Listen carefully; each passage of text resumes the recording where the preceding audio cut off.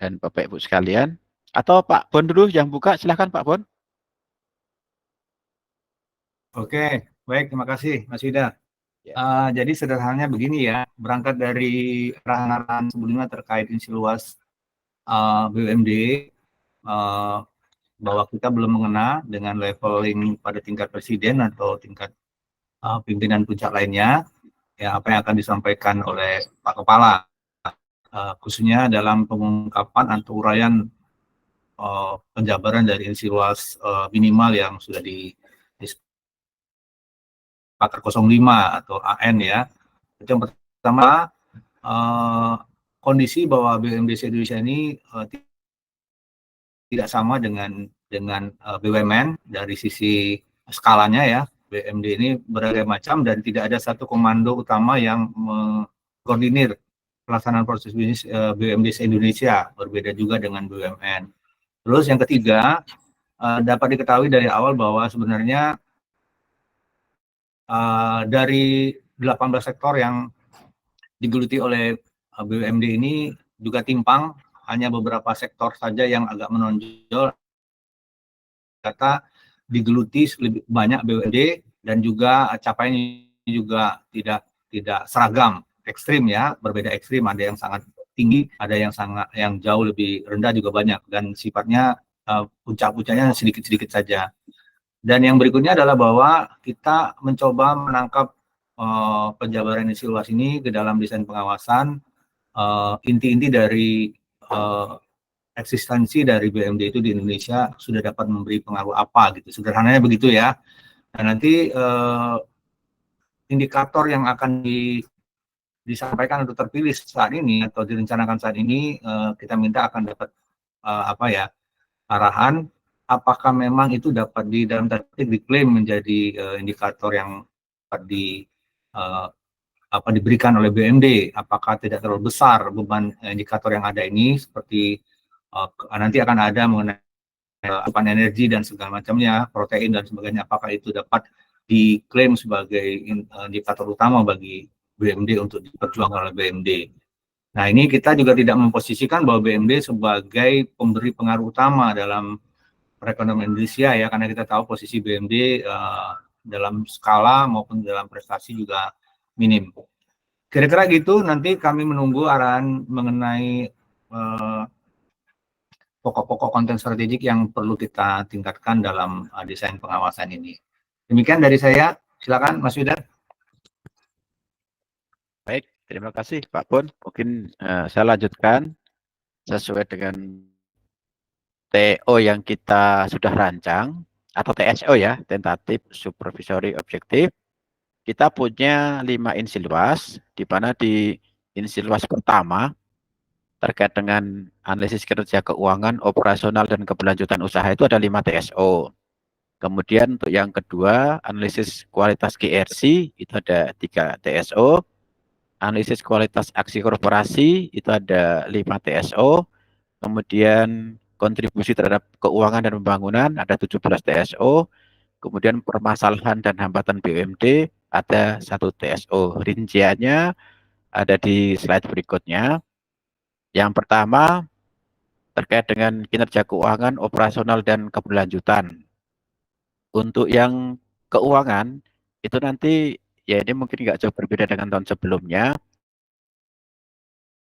Kemampuan menghasilkan laba atau net profit margin mungkin nanti kita hitung sebagai NPM.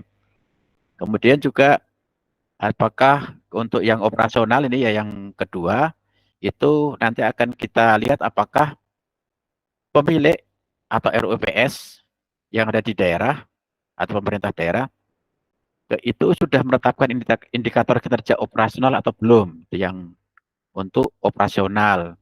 Kemudian apakah kinerja operasionalnya seperti apa?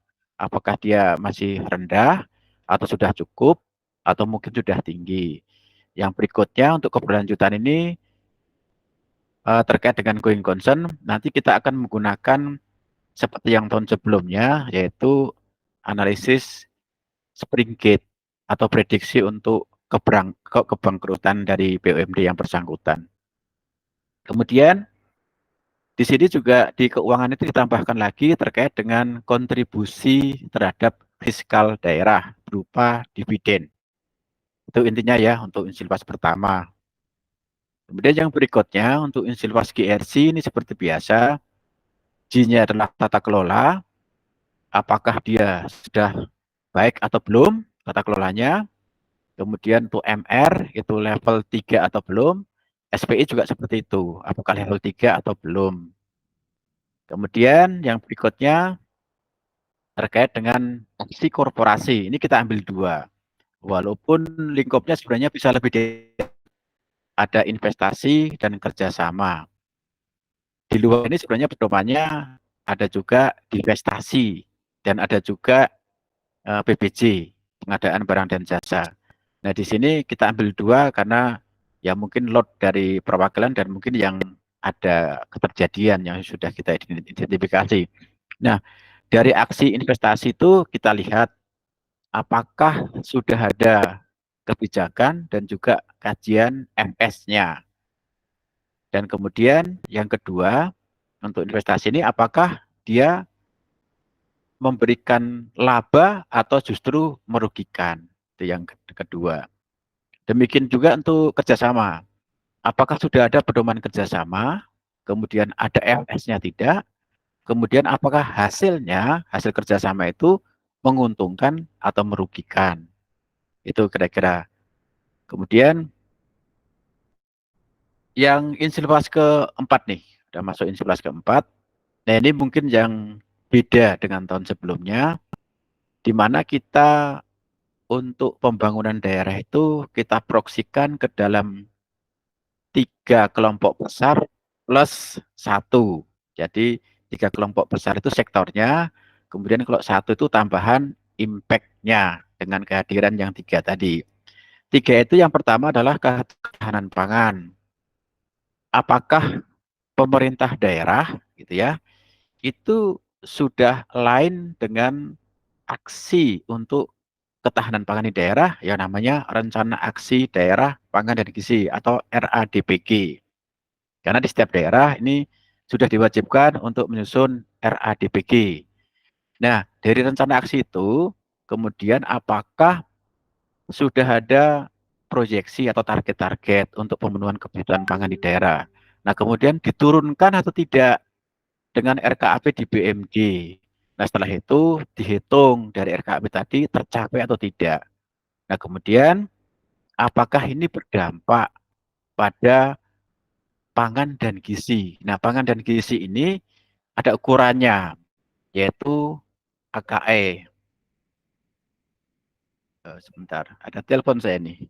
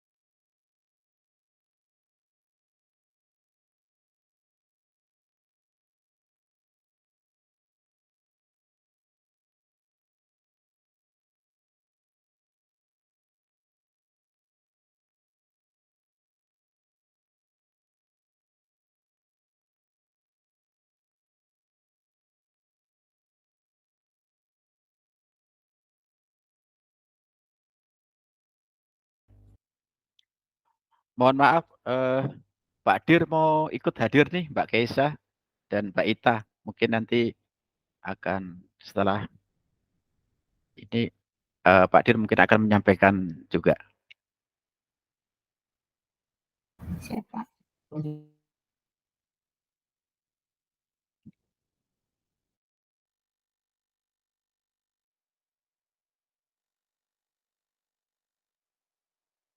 Sambil menunggu mungkin bisa sambil dilanjut dulu aja tuh bagaimana ya Iya, Pak? iya, iya. barusan ditelepon Pak Dir, jadi saya matikan sebentar. Nanti kalau Pak Dir udah gabung, nanti saya potong dulu ya, Pak. Ya, siap Pak, siap. Baik. Nah, tadi sudah sampai ke ketahanan pangan. Ini impact-nya terhadap gizi itu ada ukuran namanya angka kecukupan gizi dan angka kecukupan protein.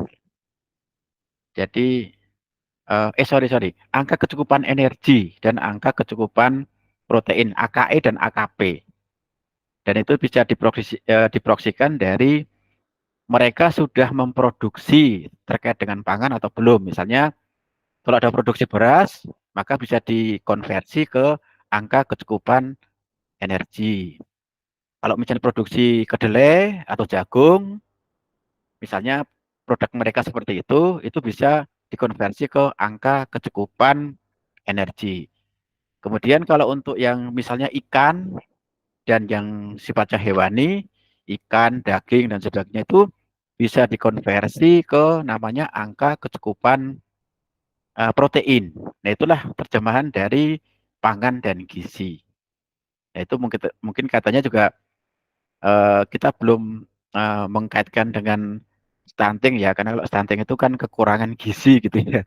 Nah, ini kita masih ke produksi dan distribusi dulu. Jadi kalau BUMD sudah memproduksi terkait dengan pangan atau mendistribusikan pangan, nah itu mungkin bisa kita ukur. Dan ini beberapa bisa menghasilkan angka ini.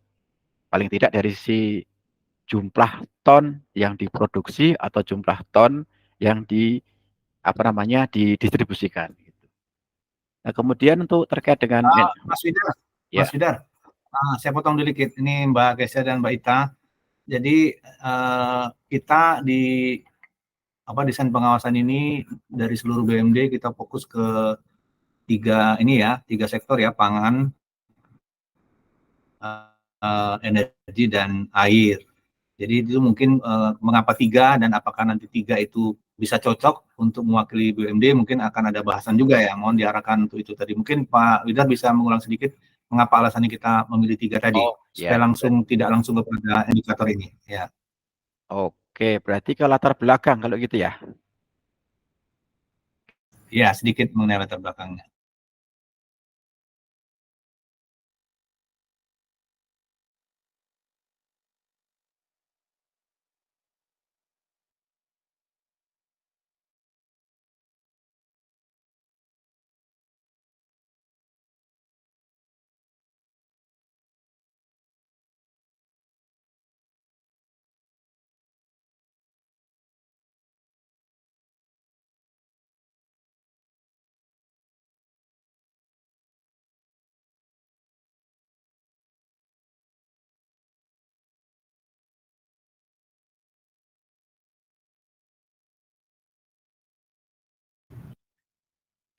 Izin Pak Widar sepertinya masih termute ya Pak ya, mikrofonnya.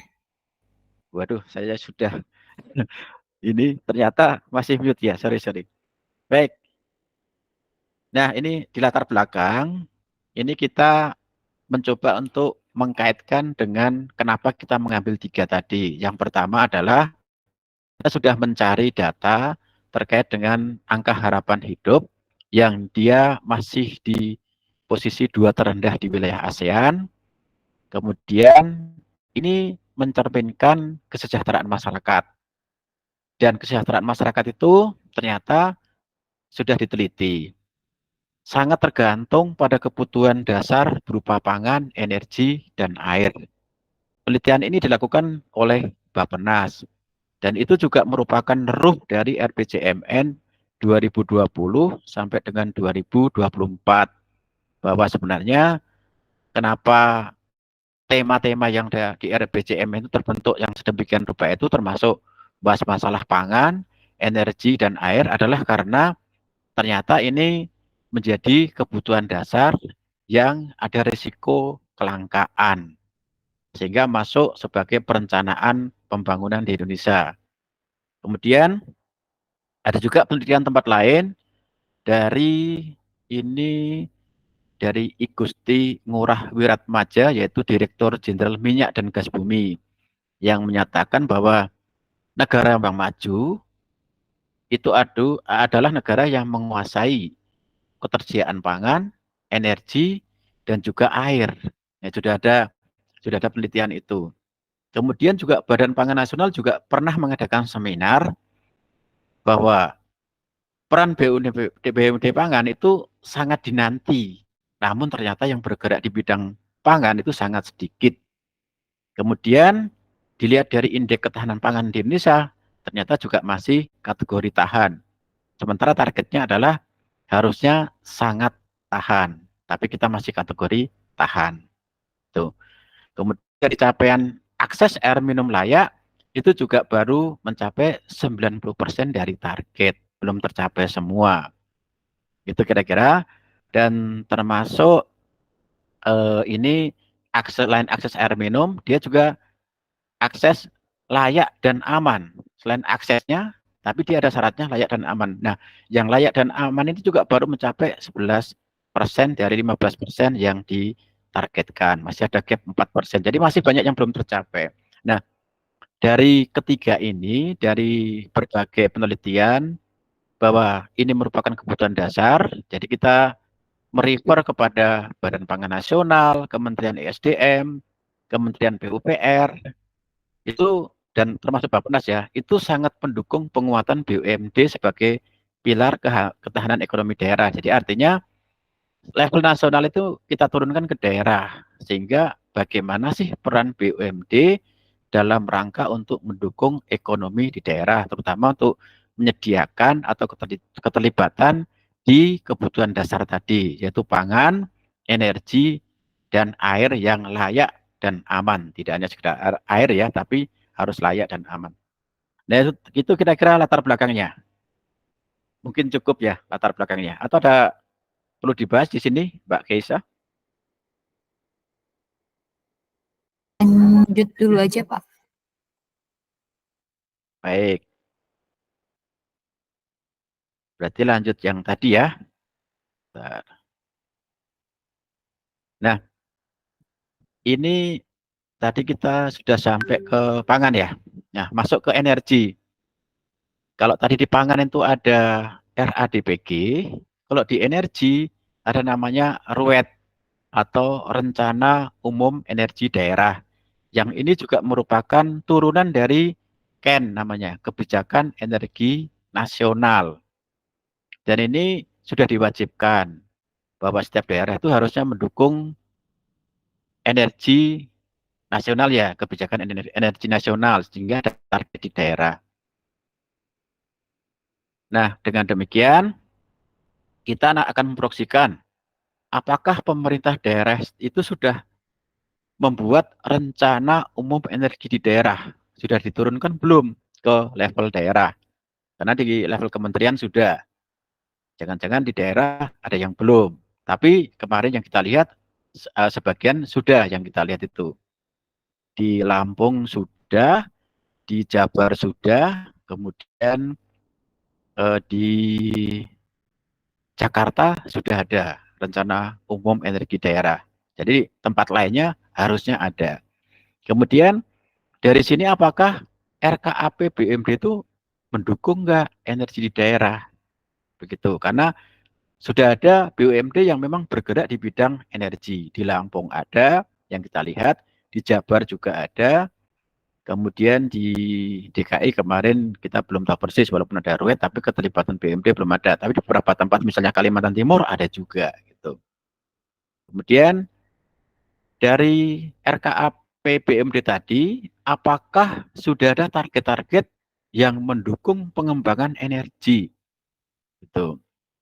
Nah, dari situ kita lihat, kalau sudah mendukung, apakah berdampak signifikan kepada kebutuhan energi di daerah sesuai dengan RUET. Jadi nanti akan kita bandingkan antara RUET yang ada dengan produksi energi yang ada di daerah. Di BUMD. Dan juga satu lagi ada kewajiban dari BUMD ini untuk namanya menurunkan emisi gas gas rumah kaca ya. Itu harus ada istilahnya CO2-nya harus turun. Peran mereka apa? Dan itu bisa dihitung. kemarin yang di Jabar bisa ngitung, tapi di Lampung belum bisa menghitung. Jadi memang sebaiknya nanti ini kita cek gitu ya, maksud kita desain kita itu mencek apakah mereka sudah berperan untuk menghitung penurunan energi gas efek dari gas rumah kaca ini atau belum sesuai dengan amanat peraturan pemerintah. Yang berikutnya tadi food sudah, kemudian energi sudah, kita masuk ke air. Ya, di air ini mirip dengan tahun sebelumnya terkait dengan akses air minum, apakah sudah selaras dengan dokumen perencanaan, kemudian apakah sudah ada realisasi akses yang tadi masih belum tercapai tadi sesuai dengan target. Nah, kemudian apakah target ditambah lagi dengan sanitasi, karena kebetulan sanitasi juga menjadi isu penting ini ya. Jadi air minum ini gabung dengan sanitasi, karena dia sebenarnya mendukung hunian layak. Hunian layak itu salah satu faktornya adalah adanya akses air minum dan juga adanya sanitasi yang layak. Sehingga akan kita ukur juga terkait dengan sanitasi. Apakah sudah ada dokumen perencanaan terkait dengan sanitasi. Kemudian realisasinya apakah sudah ada juga sesuai dengan target atau belum terkait dengan sanitasi yang layak. Itu untuk akses air minum dan sanitasi. Nah, dari ketiga ini, kemudian kita lihat apakah ada impact enggak kepada penyediaan lapangan kerja di daerah yang nanti juga impact-nya lagi akan menyerap tenaga kerja di daerah. Sehingga kita akan melihat di sini kepala daerah itu apakah sudah memberi mandat kepada BUMD untuk mendukung peningkatan penyediaan lapangan kerja. Penyediaan lapangan kerja nanti kita proksikan dengan adanya yang TSO berikutnya, yaitu ada cabang baru, ada unit baru, ada anak perusahaan baru, atau ada kerjasama baru. Nah, dari sini nanti ukurannya kalau sudah ada lapangan kerja ini diharapkan dengan adanya yang baru ini, cabang baru, unit baru, anak perusahaan baru, kerjasama baru ini, diharapkan ada tenaga kerja baru yang terserap. Nah, nanti akan kita tanya juga, ini katanya dengan setelah ada lapangan kerja, berapa tenaga kerja yang terserap di daerah tersebut. Itu proksinya. Nah, berikutnya terkait dengan simpulan nasional ya. Nah, ini mungkin yang enggak. Jadi, mungkin kalau di daerah agak sulit karena tidak semua daerah mempunyai ketiga-tiganya. Tapi secara nasional, mungkin nanti akan disimpulkan seperti ini gambarannya mungkin. Nah, ini minta bantuan Mbak Keisha dan Mbak Ita, mungkin nanti kira-kira sudah pas atau belum, atau ada kritikan. Seperti ini, mudah-mudahan kelihatan ya. Nah, ini ada yang belum saya paste di sini.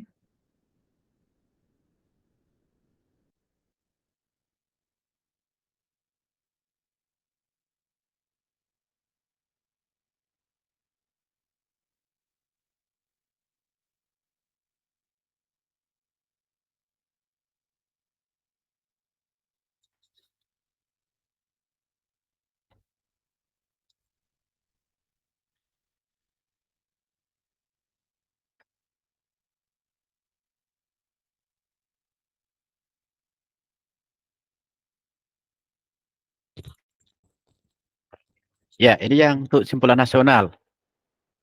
Pengaruh dari food, energy, water pada pembangunan daerah.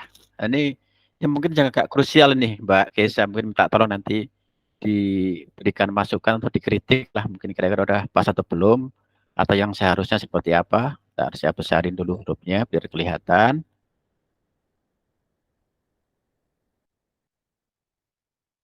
Nah, secara nasional, kita mungkin per provinsi ada 34 ya, ada 34 provinsi, jadi bisalah kalau mau dihitung dengan statistik bisa dihitung. Dengan adanya penyediaan pangan, energi, dan air, apakah dia mampu atau berhasil atau enggak untuk meningkatkan kesejahteraan masyarakat? Simpulannya mungkin diarahkan ke situ, di mana seberapa peluang berhasilkah peningkatan kesejahteraan masyarakat di daerah jika terdapat produksi pangan, produksi energi, dan ada akses air minum pada 34 provinsi di Indonesia. Nah, ini yang tentunya nanti berdasarkan produksi yang ada di BUMD ya, di 34 provinsi di Indonesia. Nah, proksinya kesejahteraan adalah jika angka harapan hidup meningkat, berarti dia sejahtera, makin sejahtera. Atau kalau misalnya tadi tenaga kerjanya banyak terserap, berarti makin sejahtera karena pendapatan mereka sejahtera. Nah, kalau dua-duanya iya, maka mungkin kita bilang nanti berhasil. Tapi kalau salah satunya tidak, mungkin masih kita bilang gagal. Jadi nanti kita proyeksikan di Aceh mungkin produksinya misalnya 50 juta ton, energinya 1000 miliar ton oil equivalent. Kemudian cakupan airnya misalnya 23%. Ternyata misalnya angka harapan hidupnya meningkat. Kemudian tenaga kerja terserapnya ada, berarti berhasil. Tapi kalau ada misalnya ini contohnya di Sumut, tapi ini misalnya angka dami ya, ada produksi energi 40 juta ton. Pangan 40 juta ton. Kemudian energi 500 MTOE, kemudian aksi-nya masih 13%. Ternyata dia angka harapan hidupnya meningkat, tapi tenaga kerjanya nggak terserap, nggak ada penyerapan. Berarti ya masih gagal karena masih satu aja. Nah, mungkin seperti ini kalau misalnya mau dibuat simpulan nasional, berhasil dan gagalnya di setiap wilayah. Dan signifikan dan tidaknya mungkin nanti bisa pakai regresi yang kalau menurut ini karena di sini jawabannya lah dikotomi berhasil dan tidak, maka ini nanti mungkin pakai regresi bukan linear berganda tapi regresi logistik. Tapi ini mungkin analisisnya secara nasional. Kalau di daerah mungkin kesulitan karena tidak semua daerah itu tiga-tiganya ada. Pangan mungkin ada, tapi energi nggak ada. Kalau air sih hampir semua daerah ada. Khawatirnya nanti dia hanya menyediakan pangan aja, energi nggak ada. Atau sebaliknya, dia cuma menyediakan energi dan air sehingga pangan nggak ada. Mungkin itu yang agak sulit diteliti kalau di daerah. Jadi ini mungkin simpulan nasional nanti. Kira-kira itu. Kemudian yang berikutnya terkait dengan GRC. Nah, kalau GRC ini tadi kita akan menyimpulkan apakah sudah baik atau belum, karena sudah ada pedoman ya, terkait dengan GRC itu sudah ada pedomannya, sudah ada penilaian atau cara asesmennya, itu sudah ada, tinggal kita ngambil kesimpulannya.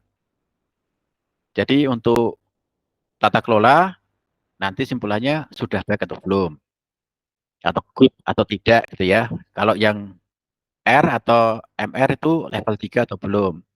Kalau yang compliant itu dari kapasitas SPI, apakah dia sudah level 3 atau belum. Itu aja mungkin simpulannya. Berdasarkan assessment atau diagnostic assessment kalau nggak di-assess. Yang di diagnostic assessment ini sifatnya mungkin kita wawancara atau observasi ke mereka. Ada beberapa pertanyaan yang kita lontarkan ke mereka untuk menyimpulkan baik buruknya GRC. Yang berikutnya ini satu lagi itu terkait dengan permasalahan hambatan ya. Permasalahan hambatan ini ya tentunya nanti mengidentifikasi kenapa sih penyebabnya implementasi GRC atau bisnis tadi terkait dengan dukungan kepada pembangunan daerah itu tidak berjalan. Itu nanti melekat di setiap permasalahan. Misalnya energi, ternyata proses untuk mendapatkan dia sebagai BUMD energi lama misalnya, atau kebijakan belum ada, atau mungkin RUET belum diturunkan dan sebagainya, itu menjadi hambatan di BUMD. Atau mungkin ada BUMD yang aktif di tata kelolanya, tidak aktif, sorry. Kenapa nggak aktif? Karena rupanya sebelumnya ada permasalahan-permasalahan hukum yang direktur barunya tidak bisa melanjutkan. Mau dilanjutkan masih terganjal oleh permasalahan yang sebelumnya. Mungkin seperti itu. Kira-kira sih simpulannya seperti itu, Mbak Keisa dan Mbak Ita. Mohon masukannya. Ini Pak Dir sudah Dir. Jadi mungkin Pak Dir, mohon izin Pak Dir, boleh disampaikan atau ada arahan dari Pak Dir. Terima kasih Pak Dir. Ya, baik Pak Widar, terima kasih. Ini mohon maaf nih saya terlambat bergabung, tapi saya sudah ikuti ya Mbak Ita, Mbak Kesa, dan teman-teman tim dari DIP5 ya. Sangat komprehensif tadi Mbak Kesa, Mbak Ita ya, sudah disampaikan oleh Pak Widar. Sebenarnya inti pemikirannya kan kita ingin terus lebih baik ya memberikan informasi terkait dengan BUMD ya. Pertama kita kemarin kan kepingin menangkap data informasi di daerah yang tidak lepas juga dari sisi informasi keuangan dan kinerja ya, seperti yang kemarin juga BUMN kan juga bicara sisi itu kan ya. Jadi kita juga ingin bicara juga dari sisi keuangannya ya. Tapi kita berharap kali ini akan lebih populatif ya, atau lebih banyak yang bisa kita capture untuk itu. Namun demikian tidak cukup sampai di sana. Kami juga kepingin kemarin itu secara diskusi bersama-sama Mbak Ita, Mbak Kaisa juga, untuk kira-kira dari sisi program strategik apa sih yang dilakukan oleh BUMD ya. Karena apa? Nah, karena memang ada beberapa daerah yang sudah mengambil ya porsi dukungan terhadap baik itu pangan maupun energi ya. Kalau menyangkut air kan sudah kita tahu persis hampir semua daerah sudah berupaya ke arah sana walaupun ada persoalan gitu ya. Nah, walaupun kita juga tahu dan sadar bahwa sisi pangan dan juga energi ini mungkin barangkali masih jauh dari harapan gitu ya. Tapi kami berpikir tidak soal, karena memang tujuan pembentukannya sebenarnya untuk bisa memberikan peran yang strategik ya di daerah, karena dia lahir ya untuk menyiapkan kebutuhan dasar kalau memang pihak-pihak lain itu tidak bisa hadir gitu ya. Sehingga kami berpikir lebih jauh lagi bahwa secara recommended nanti bisa lebih strategik. Kalau iya tapi belum maksimal, juga bisa menginformasikan masukan-masukan kepada ya level yang tertinggi dalam bidang apakah presiden, menteri, sampai kepada pemilik gitu ya. Itu barangkali pemikirannya ya. Saya pikir ini kami sangat butuh sekali masukan atau juga kritisi atau juga informasi-informasi penguatan gitu. Karena kita juga sudah melakukan komunikasi dengan banyak pihak juga, Kaisa, Mbak Ita ya. Ke Jawa Barat kita sudah ketemu dengan BUMD yang menangani 3 hal ini ya. Dengan DKI juga seperti itu. Dan juga kemana lagi Pak kemarin ya, di beberapa tempat lah. Dengan Putra Jakwas juga kita sudah mendiskusikan gitu ya. Nah, makanya kami terakhir dengan teman-teman yang ada di tim Lapres, mudah-mudahan yang kami coba bangun ini, mudah-mudahan dengan waktu yang juga sudah sangat dekat sekali nih Mbak Kaisa dengan teman-teman, karena kita rata-rata kan sumber informasinya ada di daerah ya, di teman-teman kontributor perwakilan gitu ya.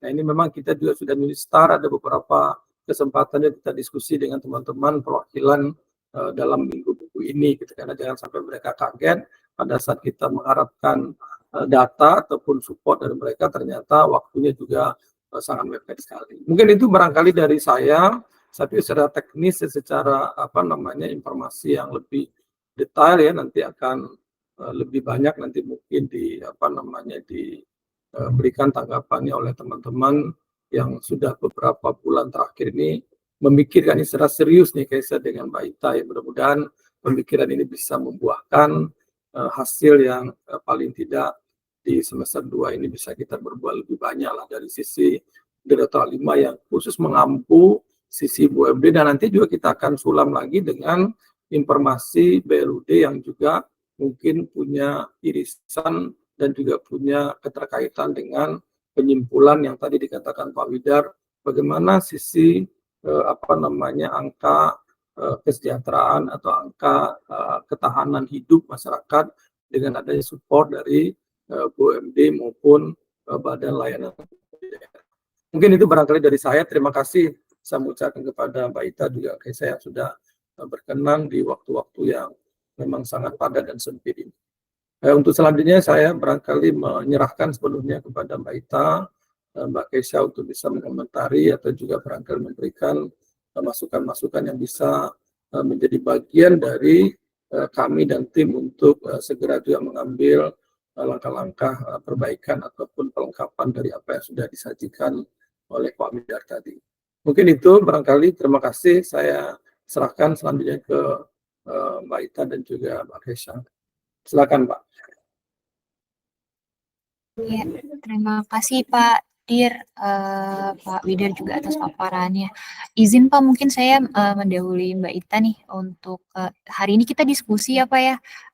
Sebenarnya kan kita sama-sama duduk hari ini di sini untuk bisa menyajikan ya nanti mendesain pengawasan untuk nanti akhirnya disajikan menjadi laporan eksekutif ya di belakang dan memberikan informasi yang bermanfaat bagi stakeholders kita. Mungkin karena relevan dengan itu, saya mau yang pertama saya sampaikan, Pak, mungkin yang sangat penting nih untuk timnya Pak Widar dan teman-teman, sama-sama mari kita ingat tujuan kita ya Pak ya. Ini memang desain pengawasan, tapi desain pengawasan ini tentunya kita buat untuk bisa tujuannya ya, tujuan di belakangnya itu ngejagain tujuan di belakangnya yaitu untuk feeding kebijakan ya. Feeding kebijakan yang ke levelnya kalau untuk eksekutifnya itu ke Menteri Dalam Negeri ya Pak, nanti Mendagri dan juga ke Presiden ya. Jadi sifatnya lebih strategik terkait dengan pengelolaan BUMD di daerah seperti apa. Itu mungkin yang harus menjadi jangkarnya teman-teman untuk ingat lagi dalam merefining desain pengawasan ini dan akhirnya juga nanti bagaimana membuat hasil. Jadi tujuan akhirnya itu harus jelas-jelas dulu kita pegang, kita ingat supaya nanti kita bisa jalan ke depannya lebih enak ya Pak ya. Kemudian yang kedua terkait dengan karena tadi tujuannya kita mau feeding kebijakan, yang langkah kedua yang harusnya rasa-rasanya dilakukan oleh teman-teman adalah ini Pak, mulai mengidentifikasi nih simpulan-simpulan kunci ya atau tembakan-tembakan nih apa sebenarnya yang mau disimpulkan dan disampaikan tadi kepada stakeholders baik Mendagri maupun Presiden yang mungkin dia tidak serta-merta harus sama persis dengan Insilwas ya Pak ya, atau urut-urutannya sama dengan Insilwas, tapi Insilwas tadi itu digunakan untuk kita meramu informasi apa sebenarnya yang mau kita sasar, kita sajikan kepada stakeholder gitu ya. Tidak harus sama persis kata per kata Insilwas simpulannya, tapi Insilwas itu di-refining lagi nih, dikaji lagi, sebenarnya kita maunya arahnya menyajikan seperti apa informasi hasil pengawasannya ya, simpulan-simpulan kuncinya. Kemudian yang kedua, setelah tadi kita tahu tujuannya untuk feeding kebijakan, kita tahu informasi-informasi yang mau disampaikan apa, poin-poin pentingnya, tentunya kita butuh data ya Bapak Ibu untuk bisa menghasilkan simpulan tadi. Kami punya saya terutama mungkin ya karena kemarin sempat terlibat juga di penyusunan di 2 periode di Lapres, itu soal data. Jadi untuk menghasilkan simpulan itu kita butuh data dan ada isu yang mungkin jadi concern kami yaitu mengenai kecukupan datanya ya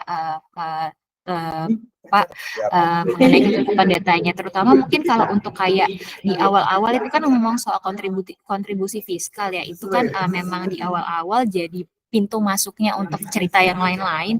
Jadi rasa-rasanya penting banget untuk data-data itu bisa cukup kalau bisa populasi untuk yang di awal-awal. Nanti mungkin memang kalau sudah masuk ke yang 3 jenis food, energy, dan water itu kan beda-beda jumlahnya ya. Itu memang nanti bisa beda-beda.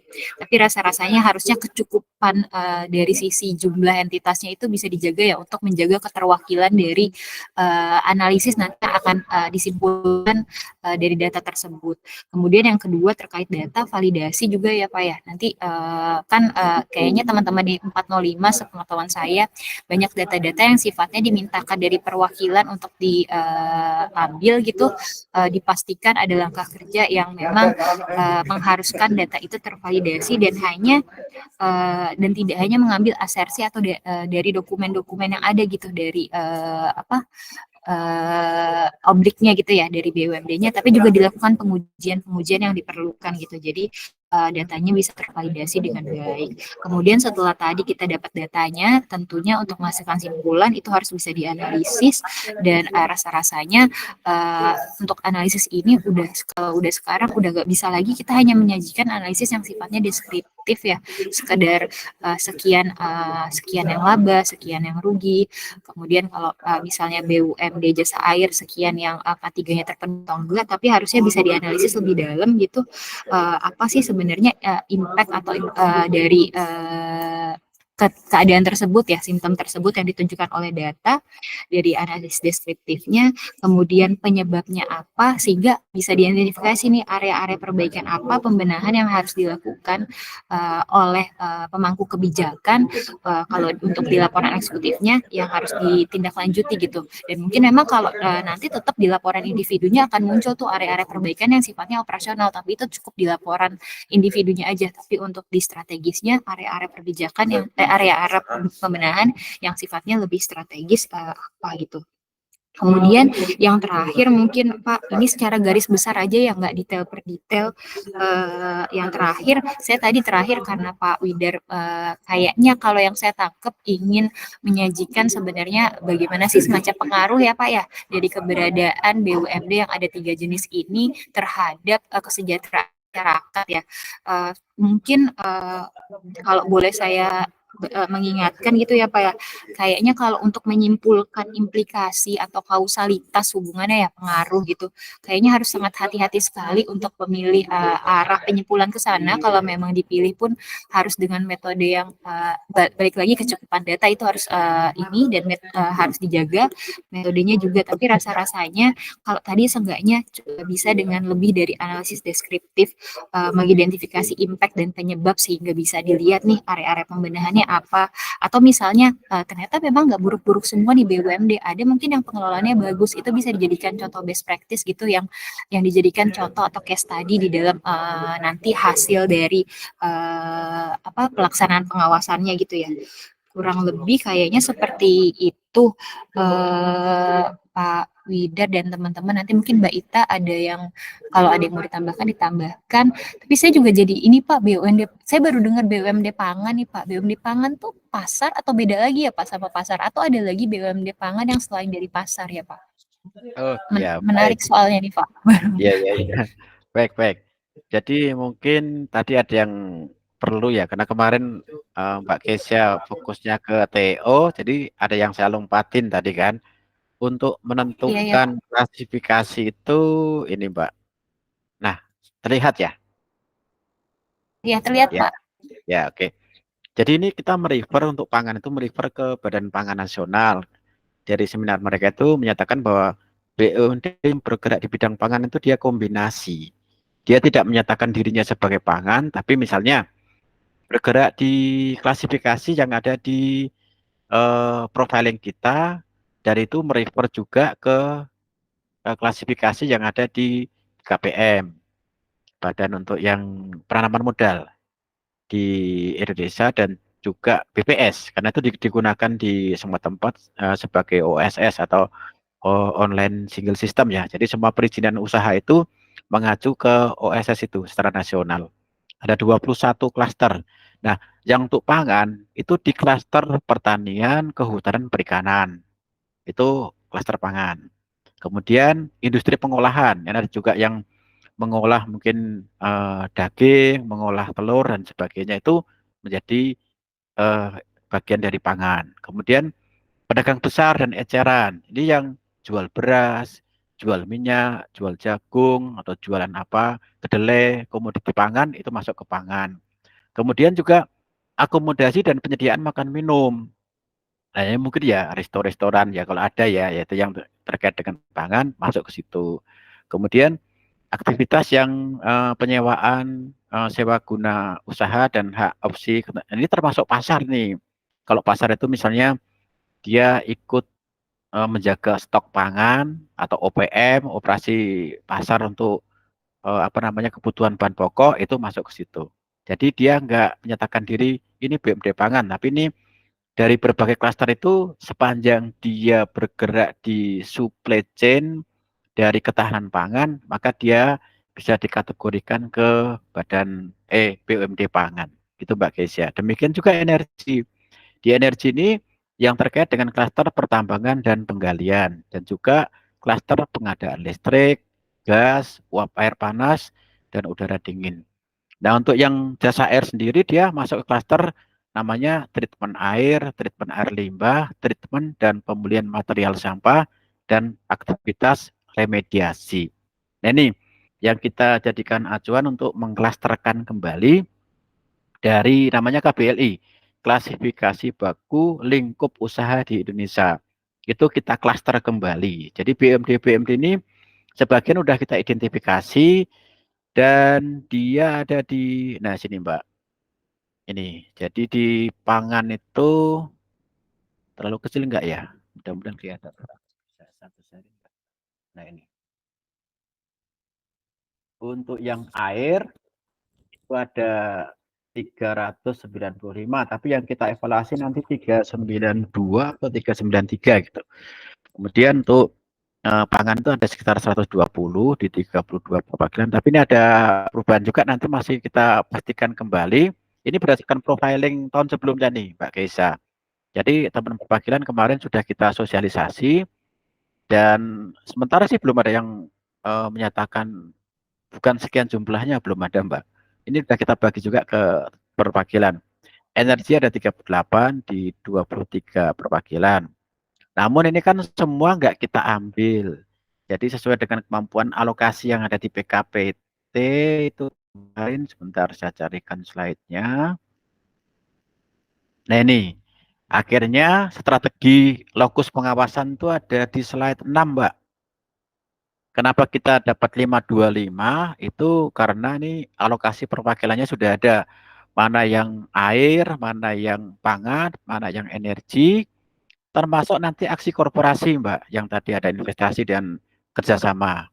Jadi ini sudah kita bagi ke perwakilan sesuai dengan tag PKPT kemarin yang ada di Simaren ya, yang di Simaren. Sehingga nah inilah yang kita kemarin sudah sosialisasikan ke perwakilan, sehingga perwakilan ya memang ini harus memastikan kembali, walaupun mungkin mereka belum tahu persis apakah jualannya misalnya beras, jagung atau apa, atau kombinasi. Nah ternyata kayak misalnya di Jabar kemarin kombinasi antara beras, minyak, dan apalagi kemarin itu pengembangan gizi. Ada makanan yang ditingkatkan nilai gizinya gitu, namanya stevia. Kemudian di Lampung ini ada dia jualan beras, kemudian minyak dan telur. Nah, seperti itu. Jadi yang ini dia tidak serta-merta langsung cuma satu komoditi, dia bisa beberapa variasi gitu. Nah, gitu kira-kira, Pak, untuk klasternya. Makasih.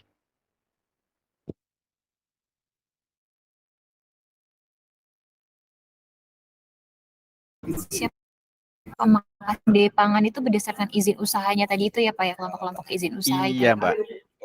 Hanya memang biasanya kalau di anggaran dasar itu dia nyebutnya misalnya perdagangan gitu. Kemarin kita tanya yang kemarin sempat ketemu yang pangan di Lampung itu, dia bilang kami izin usahanya perdagangan. Jadi dagang apa aja bisa, cuman kebetulan yang dia dagangkan adalah pangan, beras, kemudian tadi ada apa minyak, dan sebelumnya malah dia jualan ATK, tapi ATK-nya sekarang udah dikurangi, sekarang jualan bahan pangan.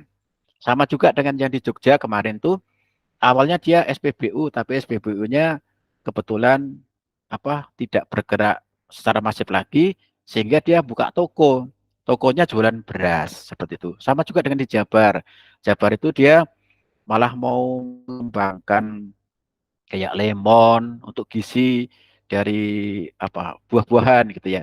Jadi selain dia kalau itu malah dia sudah ditugasi untuk menjadi PDP, pusat distribusi pangan di Jabar, sehingga dia harusnya mengendalikan pangan di Jabar.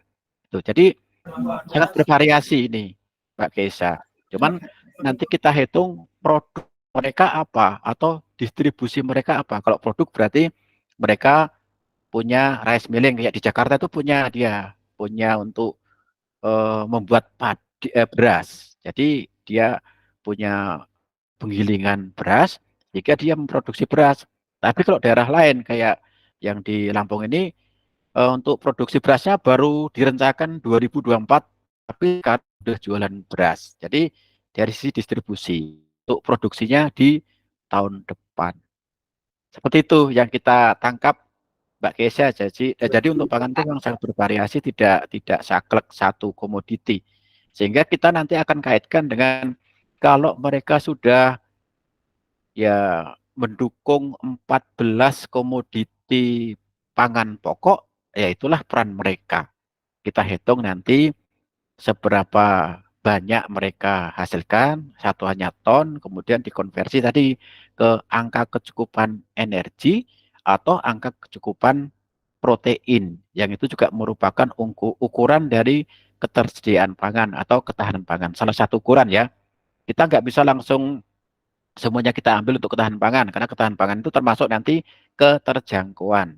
Keterjangkauan kayaknya mungkin agak susah proksinya. Jadi kita terjemahkan dulu ke ketersediaan. Jadi yang penting mereka menyediakan berapa ton, konversi ke angka kecukupan tadi, maka itulah peran mereka. Ya memang mungkin nanti dugaan kita ya, porsinya masih kecil gitu Mbak. Tapi karena itu menjadi kebutuhan dasar, mestinya kemarin kita diskusi dengan Bu Kaper Lampung itu juga setuju, artinya mestinya ya menggerakkan ekonomi daerah itu BUMD, bukan yang lain-lain gitu. Jadi kalau porsinya masih kecil, ya gimana kita mempengaruhi kebijakan di pemerintah daerah supaya melirik yang kebutuhan dasar aja masih kecil, apalagi yang sudah bisnis lainnya gitu ya. Kira-kira sih gitu sih arahnya Mbak Keisa. Makasih Mbak. Makasih Pak. Dari Mbak Ita mungkin ada tambahan Mbak. Baik, selamat siang Pak Dir dan Bapak Ibu sekalian. Sebelum saya ini ya lanjut berkomentar, tapi saya kalau boleh tanya Pak, Bapak Ibu sekalian, ini kira-kira pedomannya ini sudah dilakukan ke Bu Deputi, sudah dibahas dengan Bu Deputi kah, dan ini posisinya seperti apa, kurang lebih begitu Pak? Kalau boleh saya diinfo dulu, seperti itu. Baik Mbak Ista, ini kan kebetulan sambil jalan ya, jadi dengan Bu Deputi itu kami secara khusus memang belum membahas dengan beliau. Tetapi setiap Seninan saya menyampaikan ini Mbak Ita. Dan non formal terus saya komunikasi dengan beliau kan mengenai progres-progres apa yang kita lakukan. Makanya beliau selalu menyarankan Pak Indra komunikasikan dengan Mbak Ita, dengan Keisha gitu. Ini kan makanya saya menunggu terus momen ini Mbak Ita. Jadi karena maksudnya beliau sangat percaya dan yakin kalau nanti mungkin Mbak Ita sudah masuk ya, memberikan barangkali apakah itu pemikiran-pemikiran atau sisi-sisi penguatan ya Mbak Keisha, saya akan segera untuk membahas atau memaparkan ke beliau kan gitu ya, karena kan kemarin juga waktu pembahasan desain men UMN juga saya lapor juga Bu, besok kami dengan Mbak Ita nih, oh iya suruh lanjut terus kan gitu ya, nanti saya akan tetap mengikuti, karena kami selalu kan mengikuti apa yang dilakukan oleh laporan Kementerian BUMN, cuma kan ada perbedaan sisi yang tadi dikatakan oleh Mbak Keisha kan mengenai pendataan, karena kan kalau Kementerian BUMN kita lebih dominan kan, dan kita juga punya pengambilan data yang begitu mudah di Kementerian BUMN. Nah, tapi kalau kita ini Mbak Ita kan sumbernya murni hampir semua ada di teman-teman perwakilan gitu. Makanya kemarin menjawab juga apa yang dikatakan Mbak Keisha, kami juga sudah terus sampai kemarin di acara Rakerdan pun ada sebuah komitmen bersama. Jadi seluruh perwakilan itu akan mensupport itu di depan Bu Deputi, ada suatu tanda tangan bersama untuk mendukung data-data secara populasi lah. Nah, makanya kami juga membuat suatu media, apakah nanti bersifat aplikasi yang selama ini sudah ada kita sempurnakan, dengan menambah satu media lagi, mungkin semacam Google Worksheet nanti yang membuat ini sehingga tidak ada alasan, karena Pak Deputi sudah sampai ngomong di forum doa bersama, dan itu selalu kami feed untuk itu adalah supaya teman-teman berpikirnya jangan mengambil data itu hanya dengan satu pola bahwa audit atau evaluasi ataupun evaluasi kinerja gitu kan, karena itu tidak akan mungkin kita peroleh. Nah, tapi kita mengajak mereka untuk melibatkan BUMD-nya dengan pendekatan aplikasi. Nah, itu juga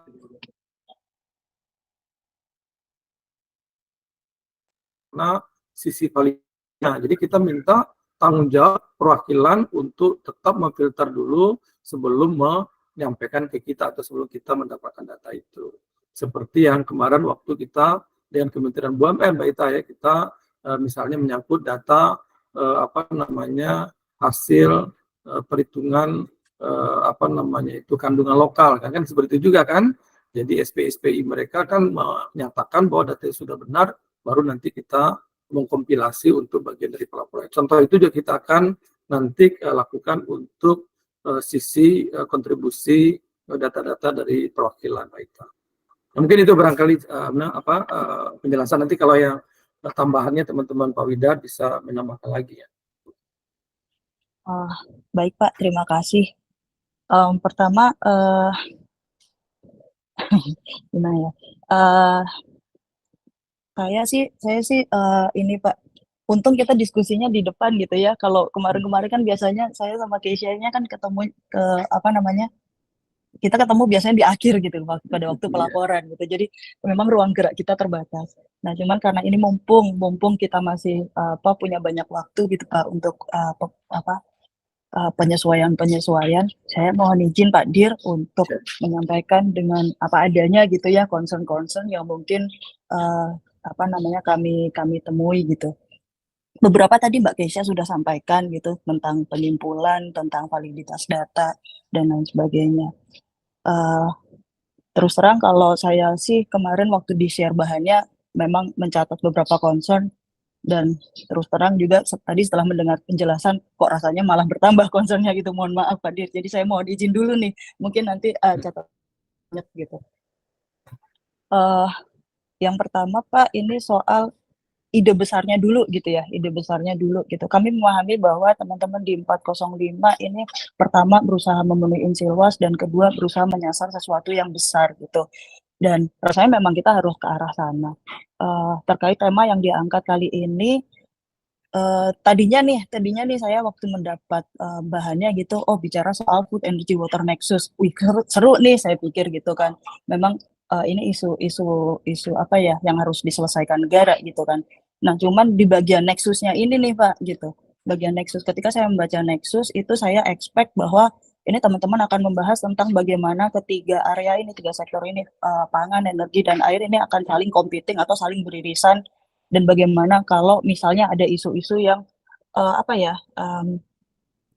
harus diselesaikan gitu supaya tiga-tiganya bisa tercapai gitu. Jadi ada implikasi tentang keterkaitan dari tiga sektor itu. Cuman ketika melihat isinya ke dalam ternyata tidak gitu. Ternyata tidak ada yang membahas tentang tiga itu, terutama ketika isu sampelnya sampelnya pun berbeda. Ada yang pangan 120, energi 38, dan terkait air 395. Jadi rasanya pun kalau secara nasional kita hanya bisa bicara potret, secara regional juga mungkin nggak bisa semuanya bicara tentang nexus ketiganya tadi itu. Dan ya itu sih sebenarnya problemnya di bagian nexusnya kalau saya nggak apa-apa kalau tiga sektor ini menjadi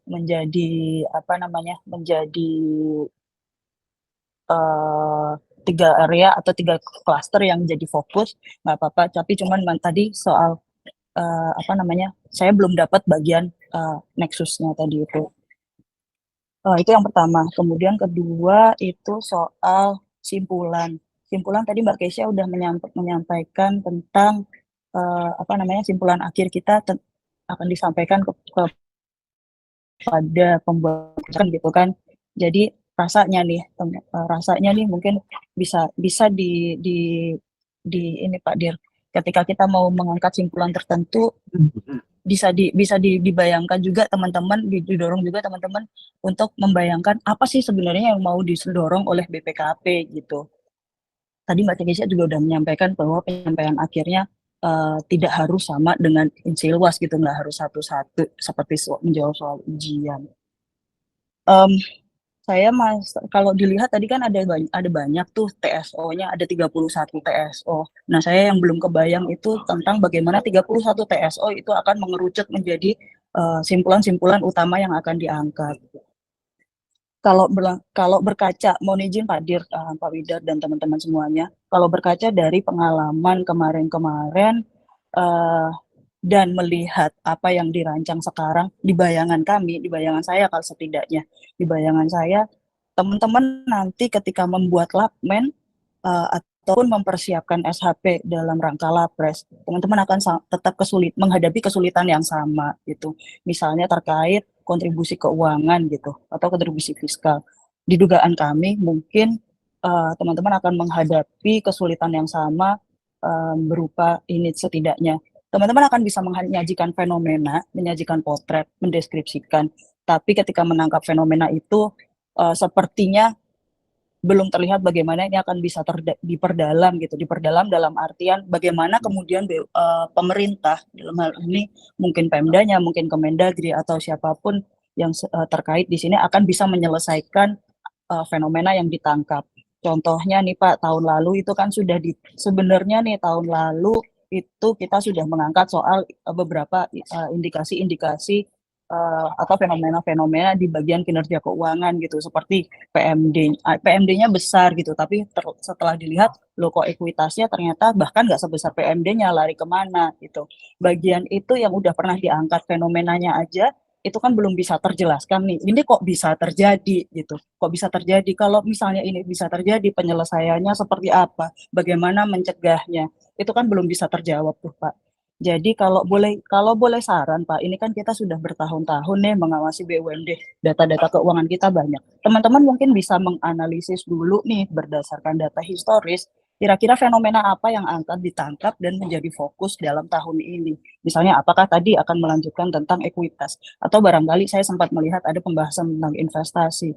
Ketika dikaitkan dengan kinerja keuangan, apakah ini BUMD ini investasinya tidak prudent katakanlah, atau mereka tidak punya cukup modal untuk investasi, atau barangkali investasinya enggak ada investasi tapi tidak kemudian berujung pada peningkatan kinerja keuangan, misalnya seperti itu.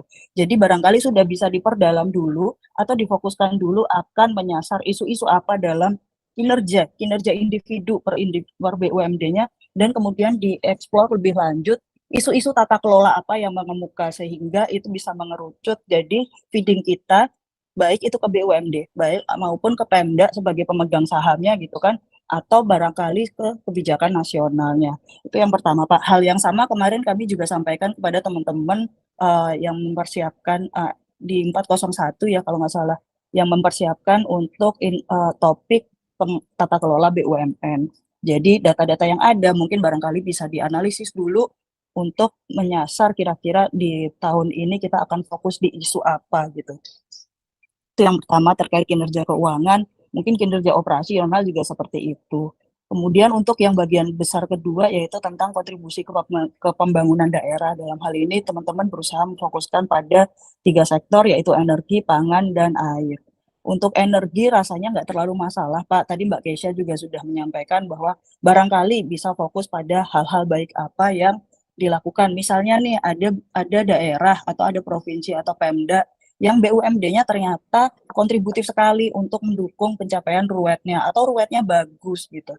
Nah, ini kan bisa kita eksplorasi, kemudian barangkali bisa menjadi feeding ke Pemda lain. Pak Pemda ini loh di daerah ini BUMD-nya berperan seperti ini. Kenapa mereka bisa berperan? Nah, itu teman-teman perlu perdalam lagi. Kira-kira praktik-praktik baiknya apa? Apakah Pemdanya terlibat? Apakah Pemdanya memberikan modal yang cukup? Nah, hal itu bisa menjadi feeding ke Pemda lain untuk barangkali bisa dilakukan. Mungkin di bayangan saya seperti itu untuk simpulan nasionalnya.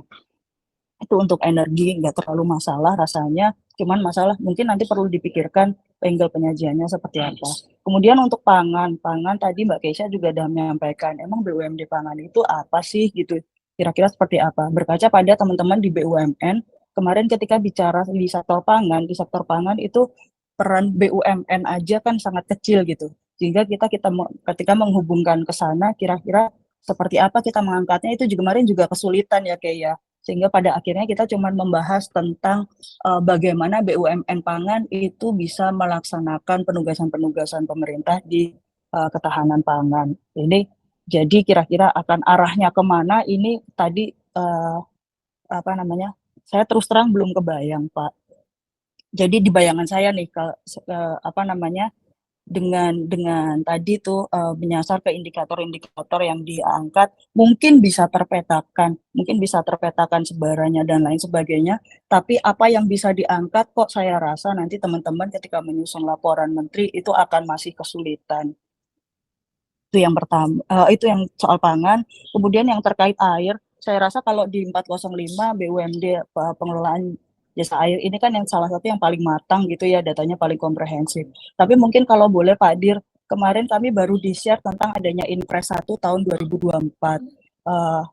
Di situ kan salah satu fokus di terkait air minum gitu ya, salah satunya air minum dan pengelolaan limbah. Ada banyak arahan baik itu bahkan ke BPKP juga ada gitu, tapi termasuk di situ ke Kemendagri, ke Gubernur, Bapak Ibu Bupatinya gitu. Salah satu yang disoroti di situ adalah kinerja dari BUMD-nya gitu. Dan bagaimana Pemda melakukan pembinaan atau mendorong supaya si operatornya atau BUMD-nya ini bisa bekerja secara baik. Kemudian juga soal tarif. Barangkali Inpres itu, mumpung masih ada waktunya Pak Dir, barangkali bisa dipertimbangkan untuk desain pengawasan di BUMD kali ini juga bisa mendorong atau bisa membantu teman-teman ketika nanti melaksanakan si Inpres ini gitu. Kira-kira feeding kita soal pelaksanaan dari si IPL dari Inpres ini seperti apa. Barangkali bisa diincorporate ke situ. Nah, kalau bicara soal tadi bagaimana Pemda kemudian melakukan pembinaan gitu. Jadi kan kita perlu feeding juga ke Bapak Ibu Pemdanya ini nih. Kira-kira bagaimana Pemda ini bisa kalau mereka disuruh membina BUMD, apanya sih yang dibina gitu kan? Bagaimana bagaimana sebenarnya Pemda itu bisa memanfaatkan BUMD, apa yang harus diperbaiki, itu kan juga salah satu yang barangkali kita bisa feeding, jadi tidak cuma ke BUMD-nya, juga tidak cuma untuk nanti bahan lapres. Nah, berangkat dari situ Pak Dir, mungkin tadi Mbak Keisha juga sudah menyampaikan, strateginya Pak Deputi 1 bisa ditiru juga Pak Dir, jadi bisa berangkat dari kira-kira outline akhirnya, simpulan akhirnya seperti apa sih gitu. Bukan cuma soal poin-poinnya, tapi mungkin sudah bisa dirancang tembakan-tembakan utamanya, narasi dari simpulan akhir yang akan dihasilkan seperti apa. Tadi Pak Dir untuk bisa 31 TSO yang banyak banget tadi itu tuh kira-kira akan mengerucut jadi apa sih gitu.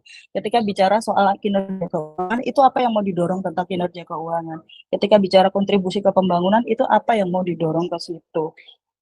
Kemudian juga terkait outline ini, mohon izin Bapak Ibu sekalian sebagai Rendal, mohon izin mengingatkan bahwa teman-teman di perwakilan sekarang punya tuntutan baru, yaitu untuk menghasilkan LAPGUP yang berkualitas, laporan eksekutif daerah yang berkualitas, ya dalam hal ini harus bisa feeding ke gubernur. Salah satunya kan tentu juga pengawasan di bidang AN gitu ya, BUMD ini.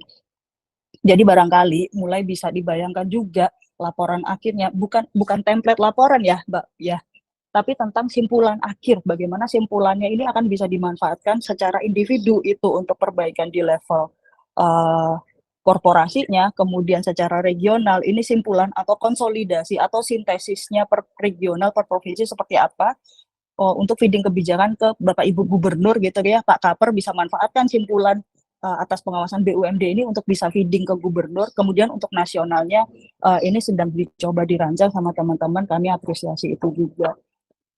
Jadi mungkin izin untuk sekedar merimain tentang ada kebutuhan menyajikan LAPGUP. Kemudian Pak Dir, kalau di bayangan kami ini kan sebenarnya BUMD dan BUMN ini kan tadi disampaikan skalanya tidak sama gitu Pak. Termasuk juga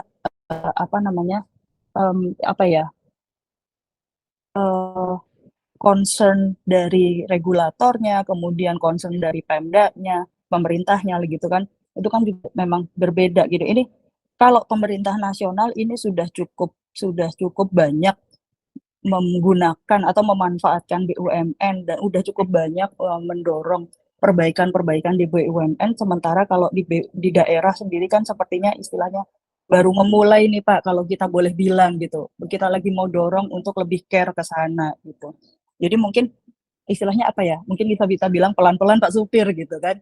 Jadi tadi saya memahami bahwa ini teman-teman berusaha untuk mengejar sesuatu yang besar, kami paham, tapi mungkin bisa kita slow down dulu gitu. So dalam artian oke, kita benahi pelan-pelan tata kelola dari si BUMN ini, baik dari si BUMN-nya sendiri, BUMD, mungkin dari BUMD-nya juga mungkin ada yang bagus, ada yang mungkin juga masih berusaha berbenah gitu Pak. Dari Pemdanya sendiri juga mungkin ada yang care, ada yang mungkin selama ini ya taruh PMD aja, tapi habis itu nggak ditengok-tengok lagi. Nah ini mungkin kita coba colek pelan-pelan aja dulu gitu, untuk kita benahi aja dulu yang basic-basic gitu.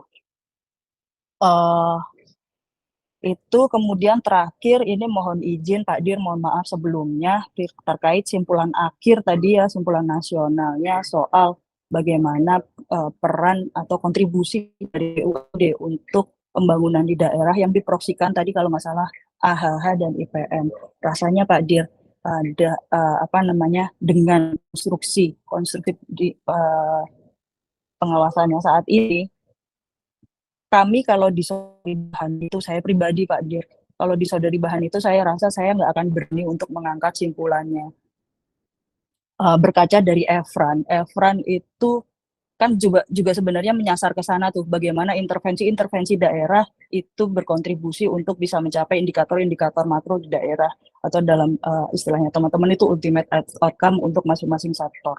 Berkaca dari Efran yang berangkat dari pohon faktor yang cukup komprehensif, kemudian teman-teman juga workload-nya cukup banyak, memetakan ini belanjanya mengintervensi faktor mana, apakah faktornya terpenuhi, apakah cukup atau tidak. Berkaca dari situ yang cukup komprehensif aja, kami kemarin tidak berani untuk mengangkat simpulan Pemdanya ini kira-kira akan tercapai atau tidak gitu. Jadi kami tetap membahas secara dive in ke masing-masing sektornya. Pada akhirnya betul desainnya diarahkan ke sana, tapi pada akhirnya simpulannya kita tidak bicara soal apakah akan tercapai atau tidak, karena ketika bicara soal indikator-indikator makro itu rasanya ada banyak sekali faktor yang bisa mempengaruhi pencapaiannya, terutama kalau di Pemda, di Efran kemarin yang segitu komprehensifnya, tapi cuma fokus pada aspek intervensi pemerintah gitu, itu aja kami nggak berani angkat. Ini rasanya kalau dari sisi BUMD-nya kami lebih nggak berani lagi Pak Dir. Jadi kami mohon izin untuk menyampaikan sebelumnya. Tadi Pak Dir berangkat di awal bahwa kita mumpung masih punya banyak waktu untuk penyesuaian gitu. Nanti ini kan di triwulan 3 ya targetnya kalau di APP. Itu kemudian juga soal tata kelola Pak Dir, tata kelola ini kami juga memahami bahwa teman-teman di AN itu punya target perkin, sehingga salah satu tools pengawasannya adalah FKIN. Kami memahami itu, tapi mungkin kami izin mengingatkan kembali hal yang sama kami sampaikan ke teman-teman di baik itu di D304 ataupun di teman-teman di perwakilan. Ketika bicara tata kelola, kita tidak hanya bicara soal skor, tapi tentang kita tidak bicara soal pengukurannya, tapi bahwa semua pengawasan BPKP ini adalah isu-isu tata kelola gitu.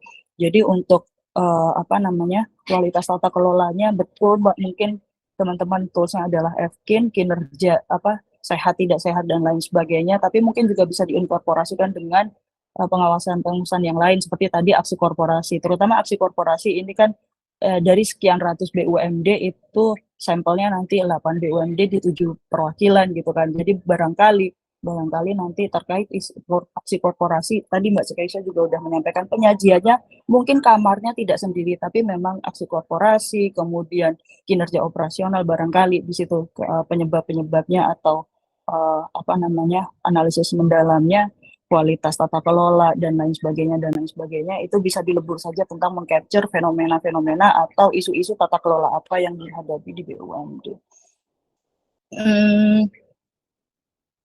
Rasanya seperti itu Pak. Summary-nya mungkin kalau boleh saran tadi, yang pertama kita bisa fokus pada hal-hal yang tadi basic untuk pembenahan di BUMD-nya gitu kan. Arahnya feeding-nya bukan cuma ke BUMD-nya tapi juga ke pemegang saham, dalam hal ini Pemda, juga untuk membantu teman-teman di perwakilan mempersiapkan menyusun labgub gitu, mungkin semester 2 berarti ya. Dan salah satu angle yang barangkali bisa dipertimbangkan untuk diambil adalah mengidentifikasi untuk sintesisnya ya Pak ya, baik itu di level regional maupun di level nasional. Barangkali bisa diidentifikasi kalau boleh urun rembuk gitu Pak. Kalau boleh urun rembuk barangkali yang bisa dipertimbangkan adalah kira-kira sebenarnya praktik-praktik baik apa sih yang sudah dilakukan BUMD yang perform gitu. Jadi teman-teman bisa analisis dulu dari data-data historis yang perform ini tuh sebenarnya mereka ngapain sih kok bisa kinerjanya baik. Kemudian kalau yang misalnya ini banyak yang rugi, itu sebenarnya kondisi apa yang bikin mereka rugi. Jadi yang baik bisa ditransfer, yang masih berbenah. Sementara untuk yang hal-hal yang jelek-jeleknya ini kita bisa warning, hal ini jangan sampai terjadi lagi atau jangan sampai terjadi di tempat Bapak Ibu. Kurang lebih seperti itu Pak Dir. Kami mohon izin, semangatnya sih sebenarnya mumpung kita masih punya waktu gitu Pak untuk mempersiapkan. Jadi nggak gerubak-gerubuk nanti di akhir ternyata belum bisa memenuhi ekspektasi dari barangkali Bu Deputi atau misalnya Pak Kepala atau Bapak Ibu pimpinan lah gitu. Begitu Pak Dir, terima kasih sebelumnya dan mohon izin tadi saya menyampaikan apa adanya concern-concern yang kami tangkap gitu. Terima kasih Pak.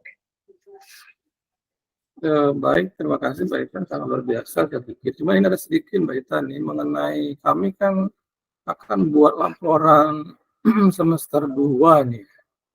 Ini juga menjadi sedikit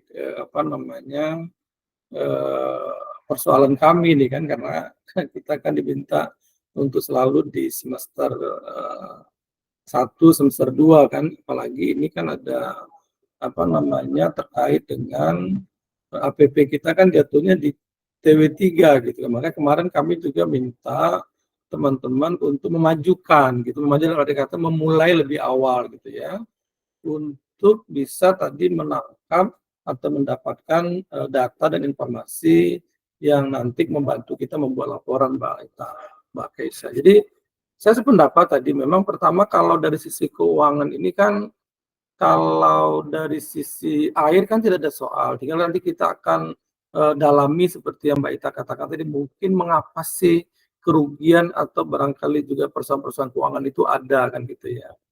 Nah, namun ini sekarang kan yang BUMD non air ini ya, ini yang kami rencanakan untuk periode ini kalau bisa data itu bisa kita dapatkan lebih komprehensif lagi gitu ya, sehingga nanti yang apa dipikirkan tadi Mbak Ita juga seperti itu, kita akan nanti mencoba menganalisis ya lebih dalam lagi, paling tidak untuk menjawab yang selalu seperti Kementerian Dalam Negeri pun kan mengatakan begitu, mengapa sih BUMD ini sudah dikasih penyertaan modalnya tetapi masih merugi dan malahan dia menjadi tidak aktif kan gitu ya, atau bermasalah kan gitu kan ya. Itu juga nanti kita akan menangkap. Memang kemarin pemikirannya begini Mbak Ita.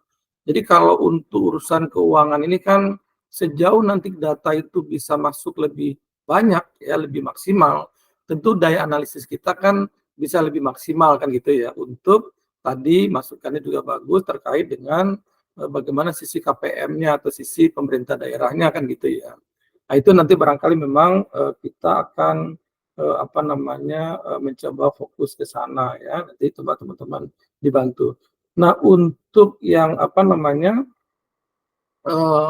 untuk yang sebenarnya pemikiran kita begini Mbak Ita, untuk yang pangan ya, energi dan air ini kan kita udah tahu hipotesanya pasti tidak seperti yang kita harapkan kan gitu ya. Itu memang masih belum kan gitu ya.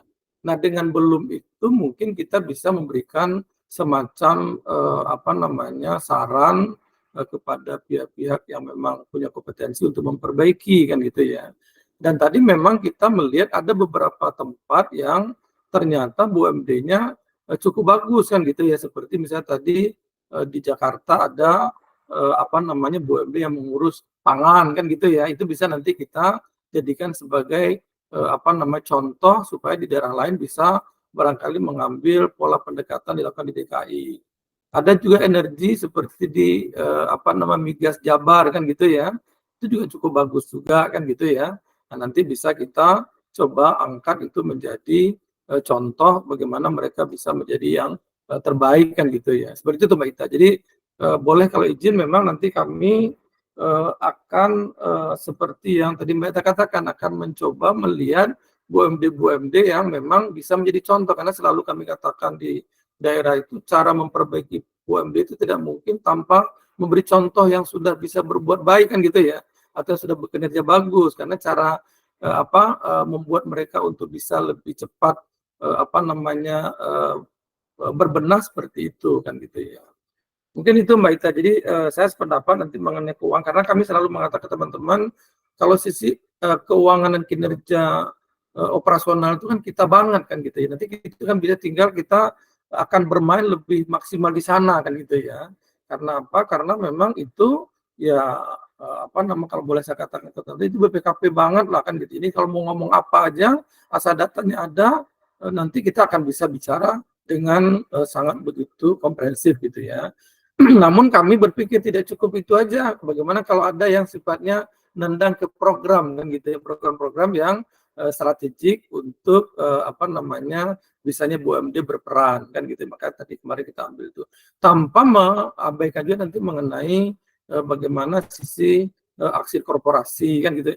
Mengapa sedikit Mbak Ita? Karena itulah teman-teman yang BUMD yang melakukan aksi cuman itu. Jadi tidak semua BUMD itu melakukan aksi-aksi strategi kan gitu. Itu yang teman-teman sudah coba tangkap dari data-data yang ada, cuman hanya segitunya yang ada pelaksanaan aksi. Jadi itulah kami akan coba analisa bagaimana dengan kriteria-kriteria yang ada kan gitu ya.